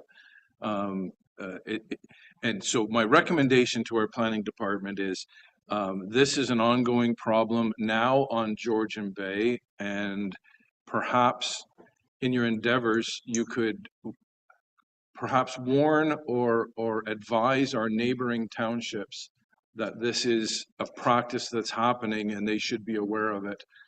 Because for me, the borders of the township of Georgian Bay don't really matter that much. It's Georgian Bay, period. Thank you. Thank you, but I'm not sure neighboring townships want us to write their particular bylaws, but I get your point. Through the mayor, if it would assist, as this would be a township-wide amendment, our adjacent municipalities would, as of right under the Planning Act, receive notice of what we're doing. much as we did when Severn undertook that process. And that may assist in any potential issues with these uses of concern bouncing from jurisdiction to jurisdiction. Thank you. Councillor Predko. Thank you, and through your worship, I think Councillor Bocek really vocalized my comments that I'm glad that we are working in a similar fashion as our neighbors, and I know we've got so many pockets of our township that are adjacent to other municipalities. When we have, if we had gone in a completely different route, it would just cause confusion and a less seamless enforcement, and just push the problem to somewhere else. So when it's feasible and when it's appropriate, it's nice to know that we can look at things in a similar way as our neighbors to try to avoid confusion. Thank you. A few comments that I'd like to make. One is Transport Canada continues to be frustrating that as far as they're concerned, a vessel is something that floats on their waters and full stop. They don't seem to care about the consequences, and I know that may be an unfair statement, but that's how it sometimes feels. Interestingly enough, I think it's just last week that Parks Canada announced mooring licenses. I think it was the term they were using, or permits or something, that if you are wanting to moor your vessel on their waters, you would need a permit of some sort. I forgot whether there was a time limit to it or something. Perhaps you are familiar with that particular recent regulation? Your worship, I'm not too familiar, but yes, there would be a permit that you would have to acquire from Parks Canada, but the floating accommodations, if they wish to apply, would basically not be granted under any circumstance. So I'm not sure the whole scope, but I think they brought it in because of the other mooring restriction back in early May. I mean, my current understanding of this file is that the Transport Canada basically says it's a vessel and it can float wherever it wants to float on their waters, even though these things actually don't have vessel permits, but but it seems that they're not going to stand in the way of whether it's the province or municipalities creating mooring restrictions. Because if this vessel were to attach itself to a lake bottom, the province gets involved. If it were to attach itself to a shoreline or a shoreline structure, such as a dock, the municipality can get involved. And I think it's very important, and with apologies to staff, in my opinion, overdue, that we do review our planning bylaws in regards to floating structures to make sure that if there are any loopholes in what we currently have, that they are filled, because I think that this is something that in the future may become more and more necessary. And I think it's important that it's like any other of our planning bylaws. If somebody wants an exception, they can apply for an exception. So somebody, and we know some floating structures are currently under construction. If an individual wants to take that floating construction and attach it to an island that they own, they would have to come for a zoning bylaw amendment. And then we would consider that individual situation. But I think this is very important that we move forward with this and have staff review our planning and to see if there are any, I'll call it, loopholes that need to be plugged. Councillor Cooper, is that an original hand or a new hand? Councillor Bocek, that's a new hand, I believe? Okay. Thank you, and through you, Mr. Mayor. One of the things that was brought to my attention recently in a meeting I had about floating accommodations is one day these things are going to come free. They're going to break free of where they are, and they're going to land somewhere, and somebody's going to get killed or somebody's going to have property damage. And if we don't do our due diligence in what we're doing right now, we're going to be named in that lawsuit. But I think we're protecting our residents and protecting our township by taking the actions that we're taking now, so that we are not part and party to a lawsuit when something does happen. So I appreciate all the actions that we're taking as a township. Thank you. There's a very good chance we're going to be named regardless. Yes. Any other comments or questions? I have moved by Councillor Jarvis, second by Councillor Predko. Be it resolved that staff be directed to schedule a public meeting on the proposed amendments to the township zoning bylaw for floating accommodation to be undertaken, and that a draft bylaw be brought forward for council's consideration, taking into account any comments from the public, township departments, township solicitor, and external agencies. All those in favor? And that is passed unanimously. All right. Moved by Councillor Bocheck, seconded by Councillor Cooper. Be it resolved that Planning Council adopts bylaw 2024-080 to confirm the proceedings of the August 13th, 2024 council meeting. All those in favor? And that is carried. Moved by Councillor Hazelton, seconded by Councillor Graziano. Be it resolved the Planning Council does now adjourn at 12:22 p.m. until September 10th, 2024 at 9 a.m. or at the call of the chair. All those in favor? And that is carried. Now, before we leave, we have a meeting scheduled for 1 o'clock, but I have been informed that the fridge has failed. And therefore, people who brought their lunch may not find it safe. I don't know. So I'm proposing that we reconvene at 1:30 versus 1 o'clock in case there are longer lineups for people needing to get food. In the kitchen. Yours is fine. Staff's. So, oh, yeah, he's a generous man.